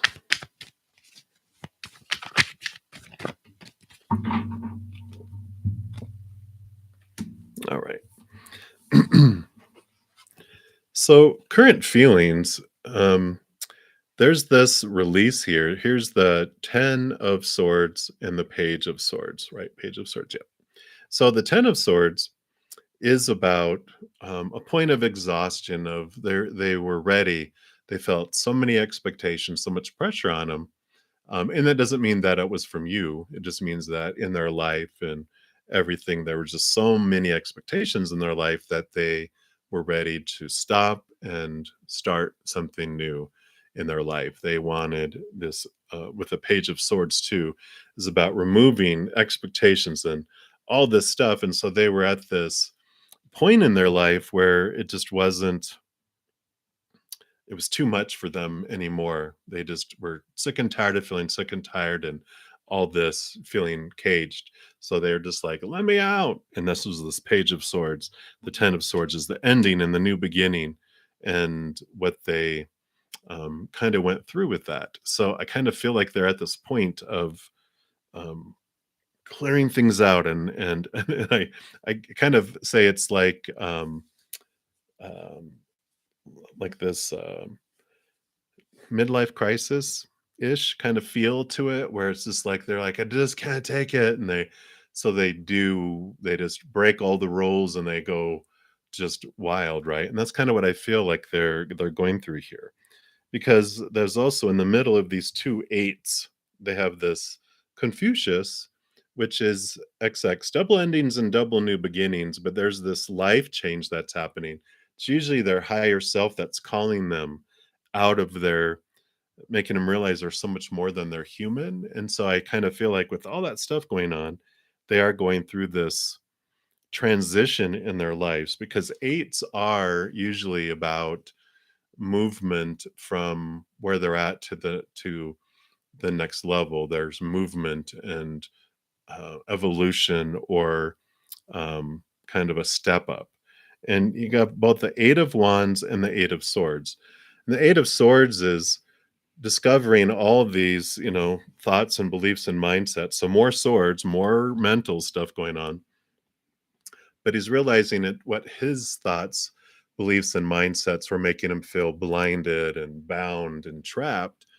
And so he's working through those through this process, while at the same time with the of staves, the Eight of Wands, which is usually fast and furious energies.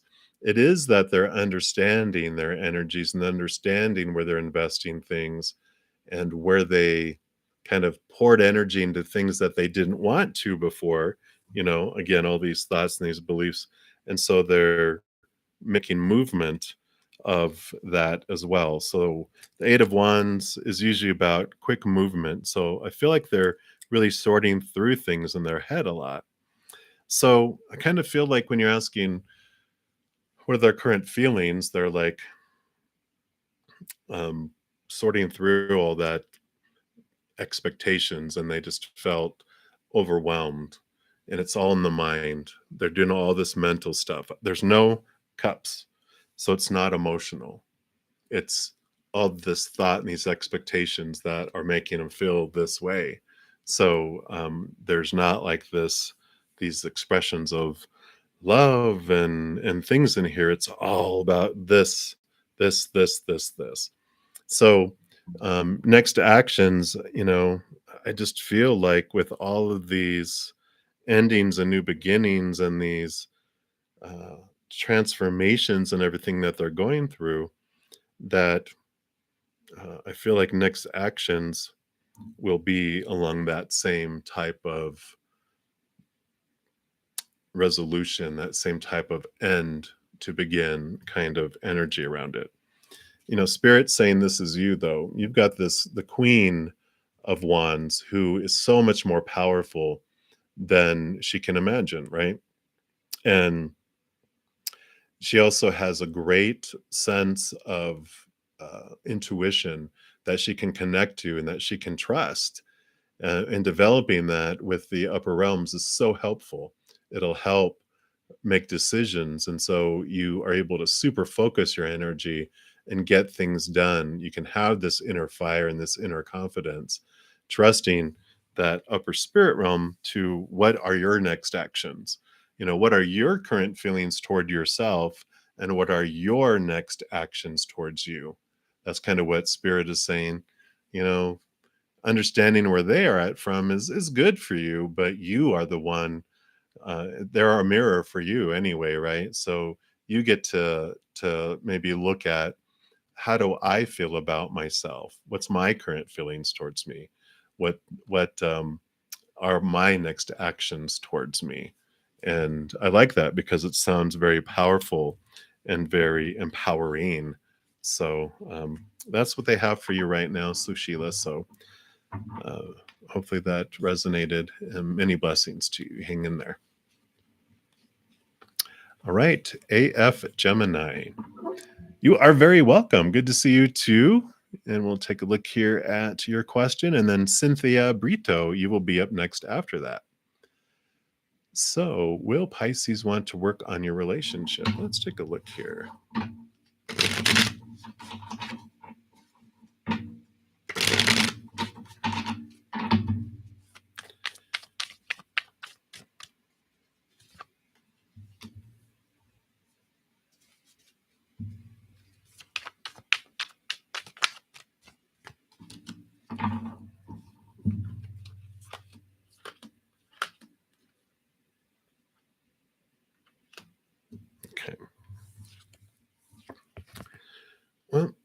looks here that um, with the tower, this is about the removal of things. And with the justice card, these coming out together, the justice card is about working through, and I feel like on their own right now, they're working through their thoughts, their beliefs, their mindsets, how they're looking at things and balancing out their fears and higher awareness. And it's kind of like they're figuring things out, but they're really getting clearing, things are being cleared out of their life to make space for these new things. I feel a lot of it is mental, a lot of it is those core beliefs and things that are happening because we have the Eight of Swords here too, which is about becoming aware of the thoughts and beliefs they have that were making them feel blinded and bound and trapped. And they also have the Eight of Cups, which is about them leaving behind emotions that no longer serve them. So they are moving upward in this search, in this balancing with this justice, because I feel it's eight and eight. It's like they're balancing things out. And with all of that, I mean, the Justice card and the King of Swords coming out in the same pull of cards. The King of Swords has the Ace of Swords, and they're very much they rule over air, and they all the kings are given a double portion of air, so they're very much in their minds. And so with these two, they're very much about understanding the thoughts and the beliefs and mindsets, so they're very much in their mind right now. And it's all coming down to the Three of Coins for them, which is about them being true to their authentic self. So they're really figuring out who they are and what they want to do, who they want to become, and they're determining who are supporters and who are naysayers, but they're not listening to anyone. And I feel like right now uh, they're working on the relationship with themselves, which is important because this is what you're working on right now too. Um, but I'll see here in the future what will be. So Five of Swords. So this is the conflict of thoughts and beliefs. This is what happened before between you two, where you have one way of thinking of how things are supposed to be, should be, need to be, have to be, and they have a way of thinking of how things should be, need to be, have to be, blah, blah, blah. And when those things don't match up, on God, and you have these battles, right?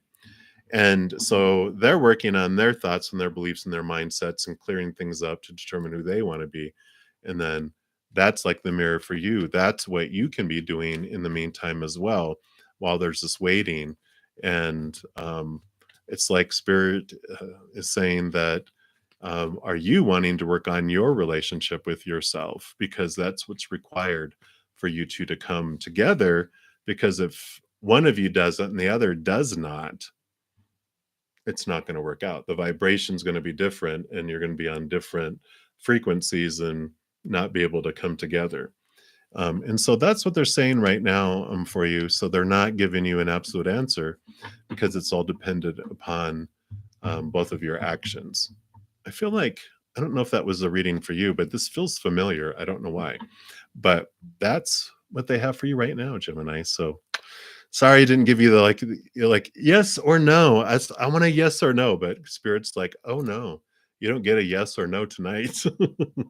You get an assignment, homework, right? So hang in there. Many blessings.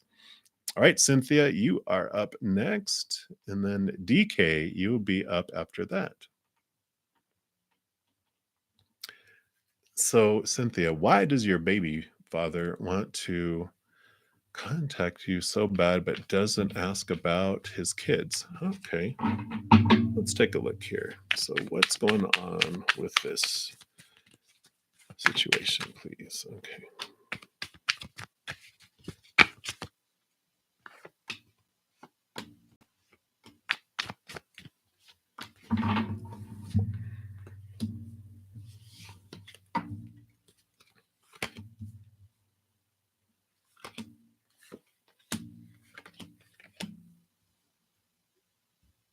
All right.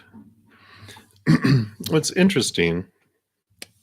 see what this means here, because we got the Strength card and the Confucius card, which both of these.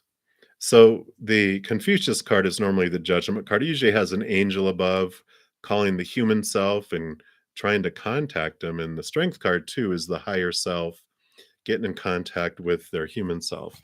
So I feel like they're trying to say here that there's um, more at work here, that there is your higher selves are, of course, orchestrating this togetherness and to mirror and understand what's going on here. Because I kind of feel like their intentions, why they're doing what they're doing, um, is really hidden. Because when I'm looking at these, I'm feeling like they're telling you this with this unfolding, it's for you, this interaction. And I don't know um, what type of, I keep on feeling like it's either your relationship with your father or their relationship with their father. There's like this, and almost maybe it's mirrored for both of you, that maybe depending on what relationship either of you had with your father or a parent of importance, of this abandonment feeling, of this neglect feeling, and that this is what's being brought up to the surface, because there's this changing here, and I don't see it specifically like jumping out in the cards. I feel like they're just like plugging it in back here, that this is to bring these emotions and bring these things to the forefront, because you have the Knight of Swords, which is the search for a higher truth, the search for things from a higher perspective so that you can cut away old thoughts and old beliefs that no longer serve you. And I kind of feel like that's what's popping up here. Like they're working through their abandonment feelings, and they didn't have a father figure to tell them who a father should be. And so they don't understand, like, isn't that what fathers do? That's what happened to him, is like I feel. And I feel like with you, if it was a father or grandfather, it was a father figure that also did that same type of thing, that didn't ask about you. And so this really is being brought up in both of you, to look at.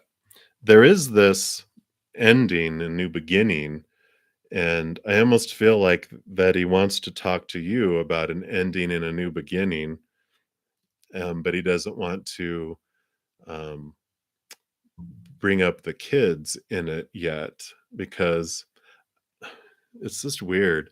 He's just in this loop kind of spinny little thing where he's not even thinking.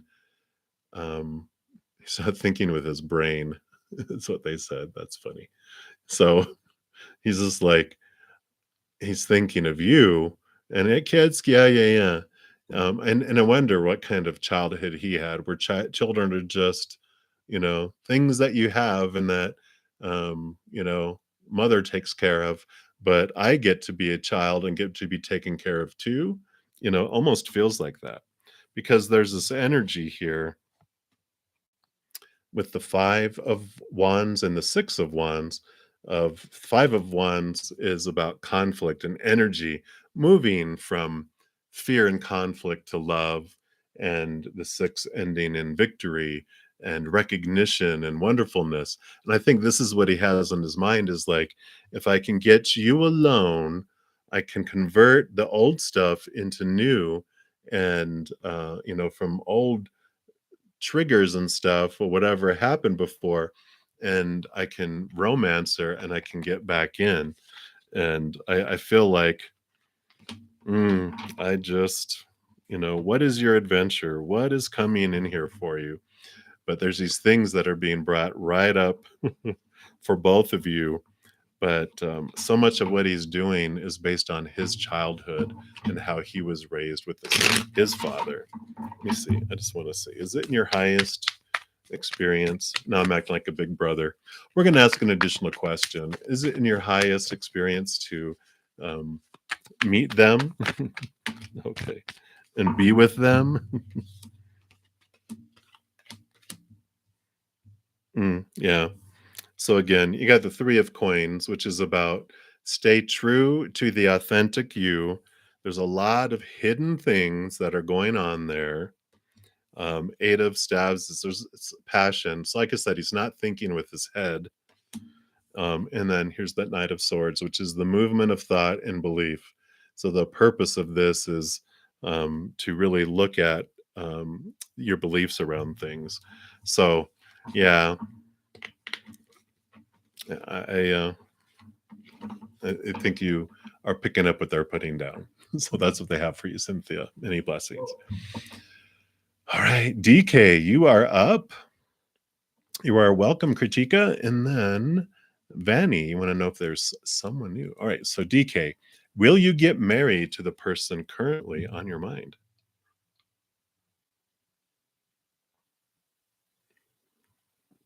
All right.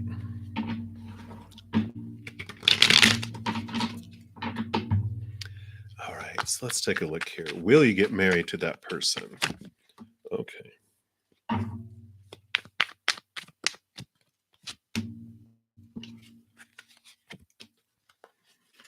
Okay.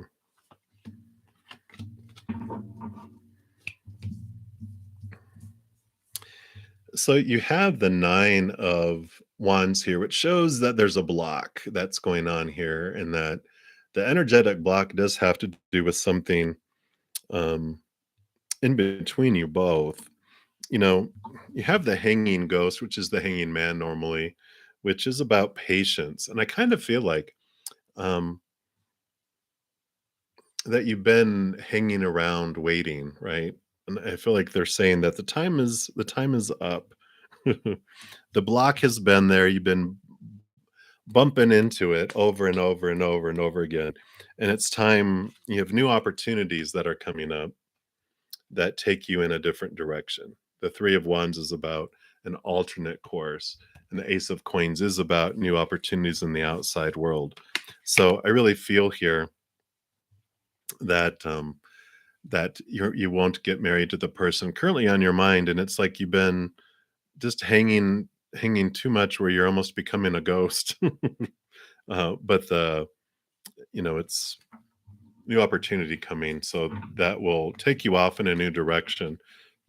And I don't feel like you'd be married to the person currently on your mind, because there's someone new that's going to come in, and you're going to be like, okay, yeah, I have been waiting long enough. I'm ready to, take that reserved, um, place holder on the seat across the table from you, so that someone else can sit in it, and you're ready to let that energy move out of your life to allow new energy to move in.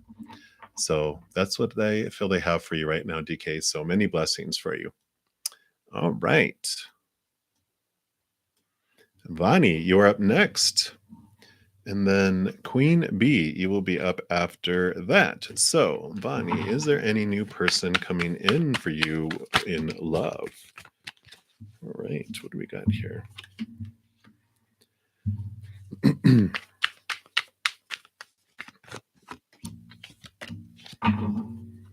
Well, okay. Well, you have both the Ace of Swords and the Eight of Swords. And the Eight of Swords is that you're realizing what thoughts and beliefs and mindsets that you have had that have kept you from relationships before, and that have had these restrictions. So there's this flowing of your mindsets and expectations, and your this Ace of Swords is allowing you to cut away some old like you had these, that it has to be this way, and now you're like, you know what, it can be this way, and then you're like opening up and allowing for more to come in.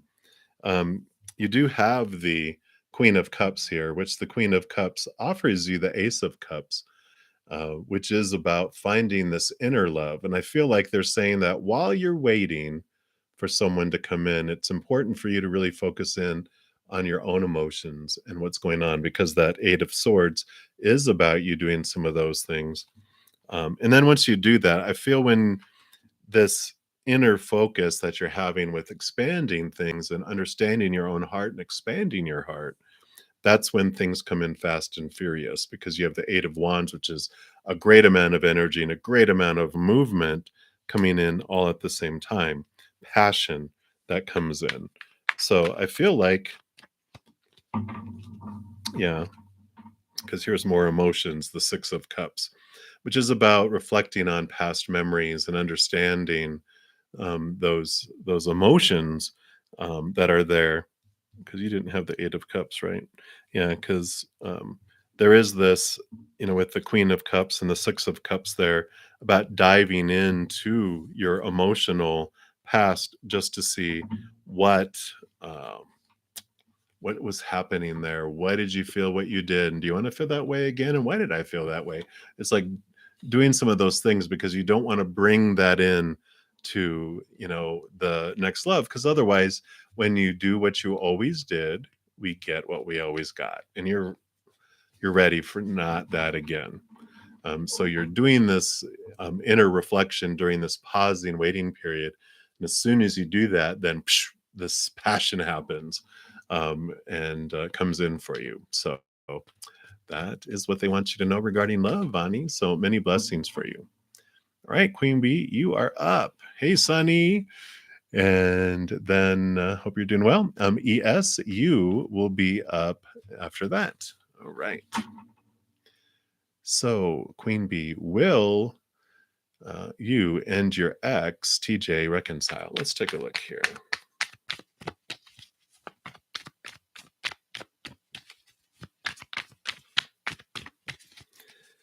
Tell us about TJ and your relationship here.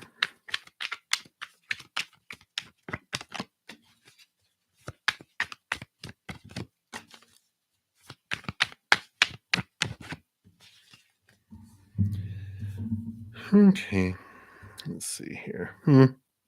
There's so much energy here of them focusing in on themselves. You got the Emperor there, and then you also have the King of Swords, which King of Swords, double air energy. So they're really in their head about ruling over their thoughts and their beliefs. And what am I focusing on? What am I thinking? Just really focusing on um, both the King and the Emperor. Just both of these feel very, I'm in command now of my life, and boop a doo ba doo ba doo. And then they have the Page of Swords too, which is new thought, new belief. Um, you know, so they feel like they're doing this really inventory of their thoughts and their beliefs and their expectations. I'm in control of my life, and they're really trying to get everything. Chick, chick, chick, chick. Feels very Capricorny or air signy to me. It's just like, or Virgo, too. They're just trying to get everything into the boxes and label maker. And I feel like they're in this thing. And, when we're looking at about reconciliation, there's this block, this energetic block that's there. And so, this is sometimes a perseverance card, but it also can be a running into the same, they usually have a bandage on their head because they're going up against the wall over and over and over again. And the Eight of Cups is about leaving behind emotions that no longer serve. And so I kind of feel like that's their message for you, is like, no, there's a block here. So it's not going to go that way. And you'll keep on hitting the wall. So it's a good time now to leave behind those emotions that no longer serve you. Because when you leave the Eight of Cups, you head off into the Nine of Cups, which is the wish fulfillment card. So that's what they have for you right now, Queen Bee. So hang in there. Many blessings. I know when you care about someone, you want to get back with them, but a lot of times people are moved out of our lives on purpose, for us, so that we make room and space for something new, or to open it up for us to move on to the next level there. So That's what they got. So many blessings. Hang in there. All right. ES, you are up. And then Leah, you will be up after that. So will you be getting a new job soon? ES, let's take a look here. Okay. No, those weren't it. They want me to switch to this deck.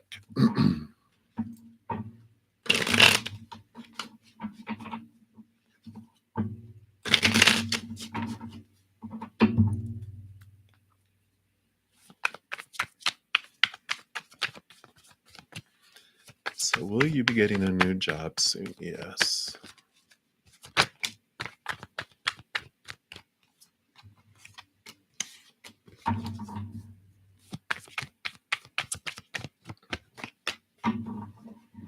Okay. I like it. I like it. You have the star card coming in, which is the wish fulfillment card, which I really like. It's wish fulfillment, it's hope, right? And so it's like there is this wish coming true around jobs. I do show the Three of Wands, which is about you taking a different direction than you normally thought you would. So there is this switch up, and you're going to go in this different direction, possibly to a new type of work or a new location, things like that. Because you have the Seven of Cups, which you have like all these seven cups that are floating around you, which is like with that wish fulfillment card, it's like you, if you step outside of your box and be like, if I could do anything, what would I want to do?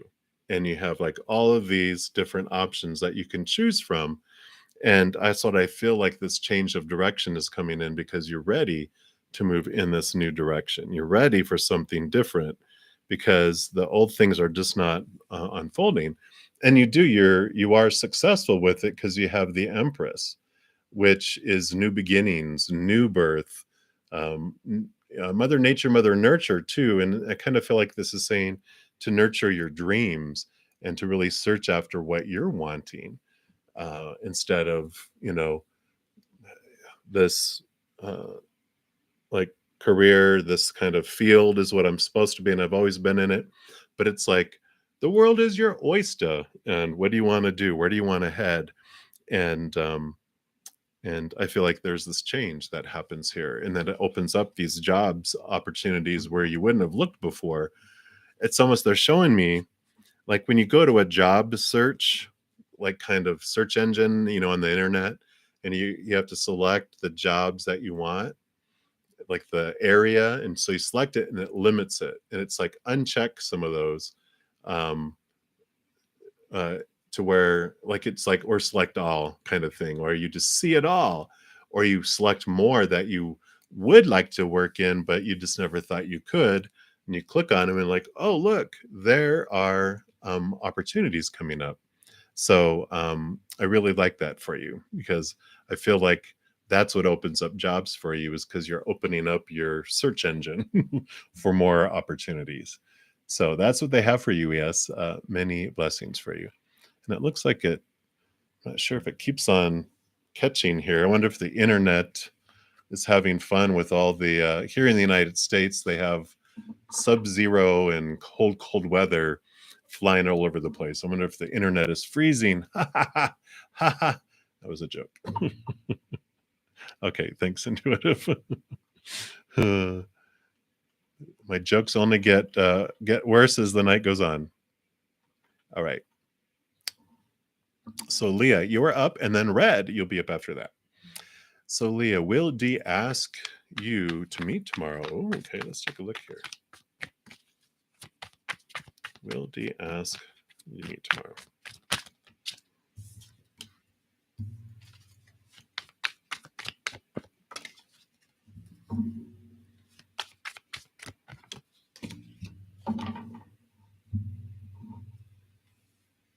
All right. So you have the Knight of Cups. Knights are movement, cups are emotion. So I feel there's going to take movement on the emotions. So I feel like it is because there is the World card, which is the ending of old ways, old cycles, and beginning of something new. So I feel like this newness coming in here is positive too, because right after it, you have the Ten of Pentacles, which is a very promising abundant card in the outside world, as well as the Eight of Pentacles, which is movement up and movement in the outside world. So, with all those cards combined, I am feeling like, yes, they will ask you to meet tomorrow. So, or they'll at least contact you tomorrow where there's a movement happening. Maybe not necessarily to meet tomorrow, but I feel like there's movement where they ask you and they have forward movement on interactions between you. So, I like it, Leah. So that's what they have for you because all those pentacles is abundance. So it's good. It's good for you. All right. So Red, you are up. VD, you're very welcome. Excuse me. And Daisy, you'll be up after that. So Red, good evening. How does Rob, feel about you? Okay, let's take a look here. Okay. Anything else? What else, please? No? Okay.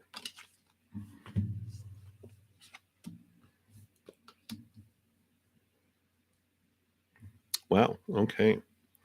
So a lot of fire. A lot of fire. 3 out of the 4 cards. Fire, fire, fire.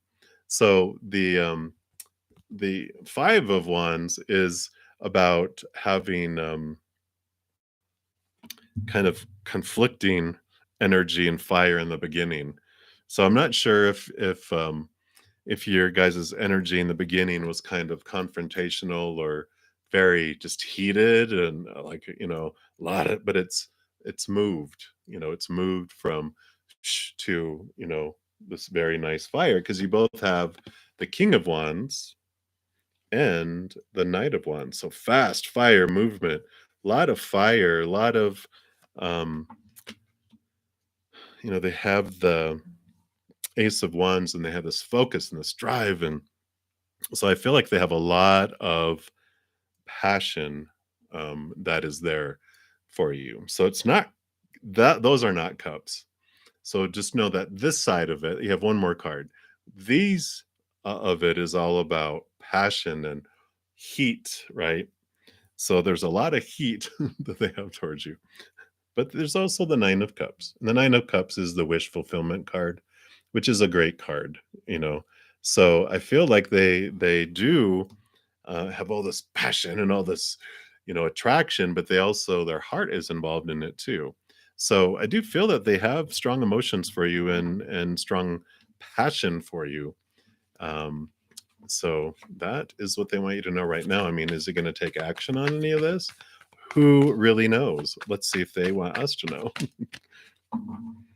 Well, they have the high priestess. So the time right now for you, they're not going to take immediate action. It's time for you to step back, go into your high priestess temple, work on your heart and your mind, step behind the veil, understand your own emotions, your own thoughts, your own beliefs, and what you want to do.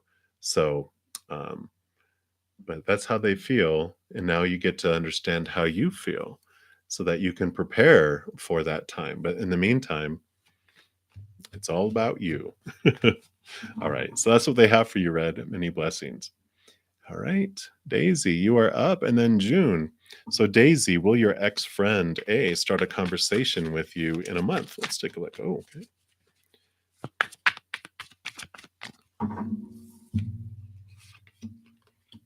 Yeah, absolutely. Whoops.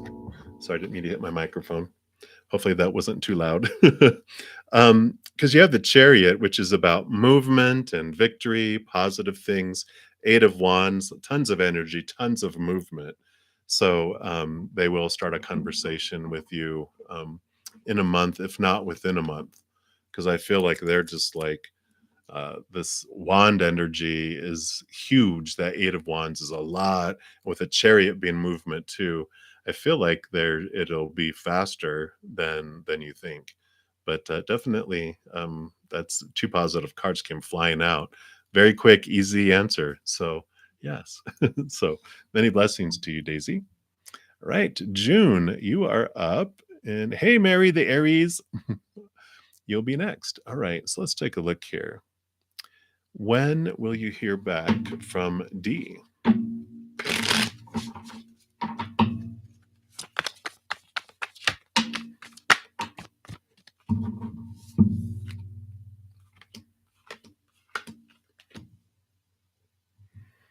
All right. So you got the King of Cups coming in here, which let me just check something really quick here. Oh, she's funny. I just need to double check one quick thing. Appreciate you guys' patience here. Okay. So the King of Cups um, is telling you about balancing heart and mind here. And I feel like with all of this coming in here, there's this, there's just so many energies here. So you have the Nine of Swords here, which is all of these thoughts and beliefs and mindsets and expectations that are coming in here, right? And um, it's like the nightmare and the insomnia card. And I feel like there's so much going on, and I kind of feel like this is them. Like they've got all this stuff going on with them right now because there's two kings, the King of Cups, which is about emotions, and the King of Wands, which is about their energy and their fire. And I kind of feel like they're just being taken in tons of directions and so much stuff going on because the High Priestess card pops up. And I feel with all of that, I feel like that's them, and I feel like this is you. And the High Priestess card has been showing up like during this readings here, representing you stepping back into your own high temple, and that you are by yourself reflecting and working on you and looking behind the veil and connecting to the spirit world and diving deep into the unconscious and the subconscious, and doing the self-care and doing that type of stuff. So I don't feel like they're like there's a lot going on in their world, and in the meantime they're saying focus in on you. And all these cards came flying out. Let me see here. Anything about timing, though? Are we loud? Is it for our highest experience to know? No. So they're like Three of Cups. They're like, trust us. It's in spirit's hands. This represents your spiritual posse. It's all in the hands of spirit. Right now, it's about calling on spirit and going into your high temple, spending time with them and yourself, and doing that. So I'm like, I can't, can I know when? No, nothing, nothing. So timing, they're like divine timing. Just know that they're going through all that. And so that helps you understand why they're the delay in them uh, replying back to you, or you hearing from them. In the meantime, just go inward and upward and focus in on that, because the faster you focus on that, the more fast the outward world starts to speed up too, because it's pausing for us to reflect. And if we don't reflect, it still continues to pause and go very slowly. But the more reflection that you do in inward and upward, like it's saying there, then the faster that will move as well. So many blessings for you, June. That's what they have for you tonight. All right. So, Mary the Aries. Hi. All is well. Awesome, adorable. You'll be up next. And let's see, you're slaying the day. I'm so glad to hear that. But emotionally, not so good. And you don't even know why. Can you give me some insight? What's the current energy situation between Cancer and 9? Okay. Today is the 1111 portal to Mary. If you haven't checked out, in fact, I don't think I've put that out here in a while. If you guys haven't checked out your, let me just see beyond my mic here. Oh, nope, that's the weekly energy updates. Let me grab the right one here. I did put out portal um, readings for each individual zodiac sign. There it is. And so that's the playlist to go there if you guys want to check that out, because there's some pretty intense 1111 energies that are coming, that are shaking up things. And So if you check it out, some pretty powerful readings came through. So if you guys want to check them out, make sure to do that as well. So I think that's some of it, what's going on there. Um, I think the moon is moving into Cancer as well for a couple days, which is very emotional energy as well. But let's take a look here about insight for you on your current energies. See what else they'd like you to know. And then we'll also see, is there anything they want you to know about the situation with Cancer and you? All right. So the World card coming in here, which is the ending of major cycles and the beginning of new things. So I feel like you are feeling that energy, and again, that the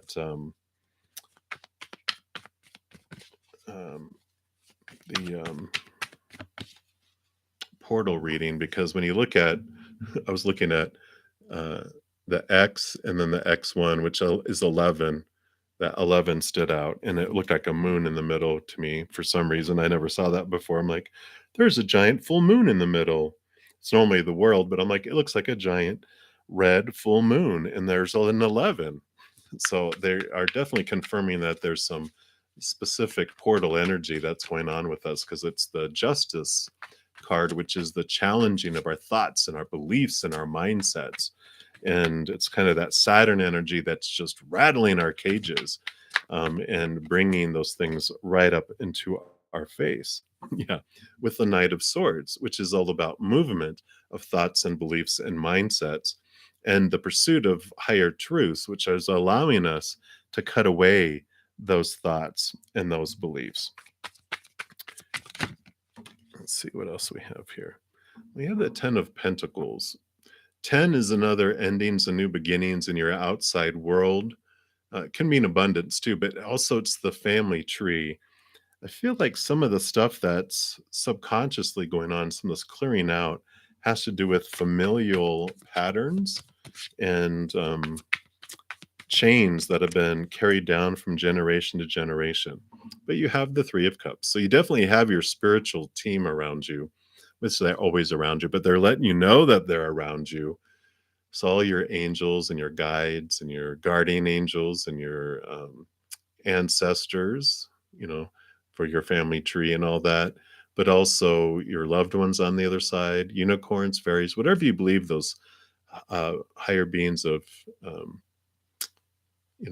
unconditional love and light, that they are there for you and they're around you right now.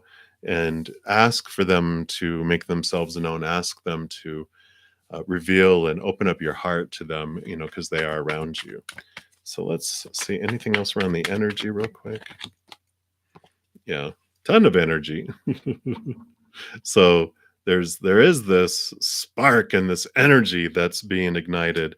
Again, I feel it really comes down to the a lot with that portal that's going on today. But let's take a look here just quick on the situation between the Cancer and you.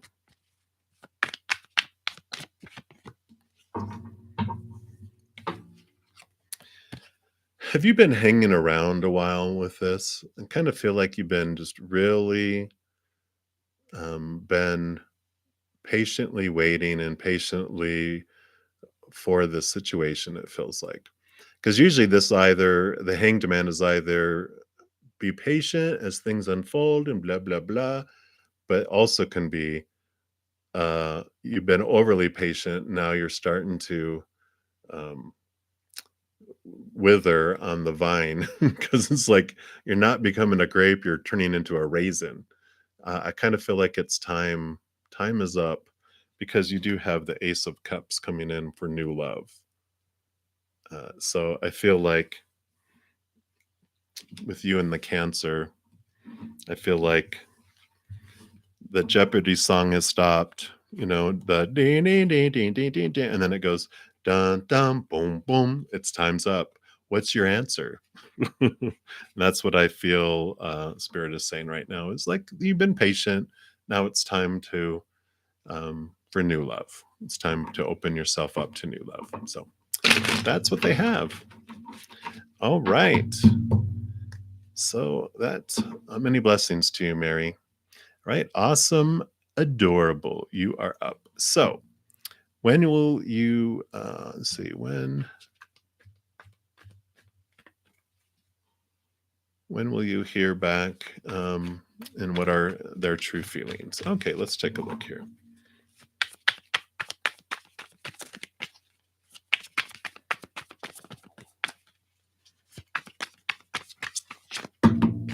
Well, about half the deck there.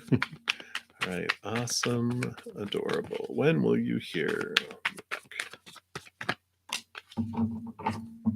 All right. Well, you have the Page of Wands, so there's a newness and new energy coming. It's very vibrant and fast. So I feel like that you'll be hearing back very soon, and true feelings.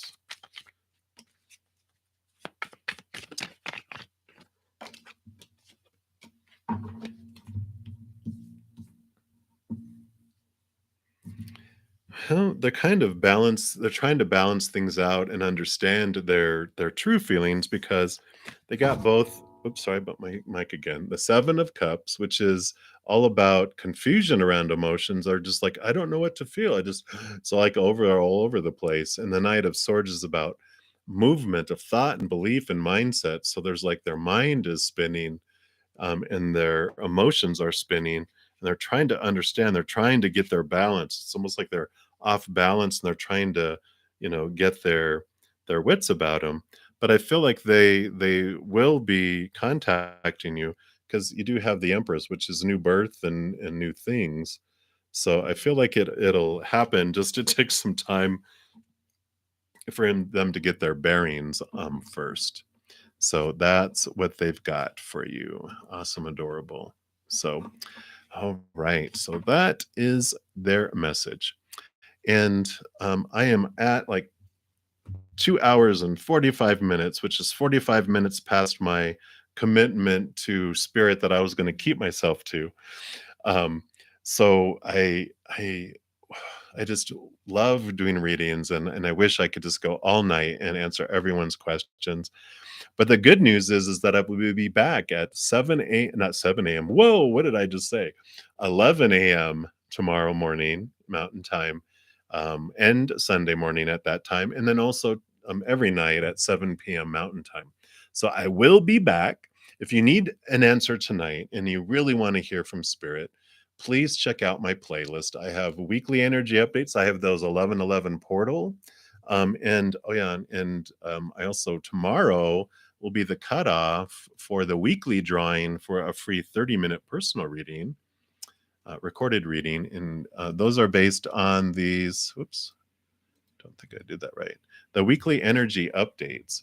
And what you need to do with those, if you go in and listen to at least one of them, and if you comment on it, you can do your sun sign, your rising sign, your moon sign. And if you comment on more than one, then for each of the different videos you comment on, you'll be entered to the drawing.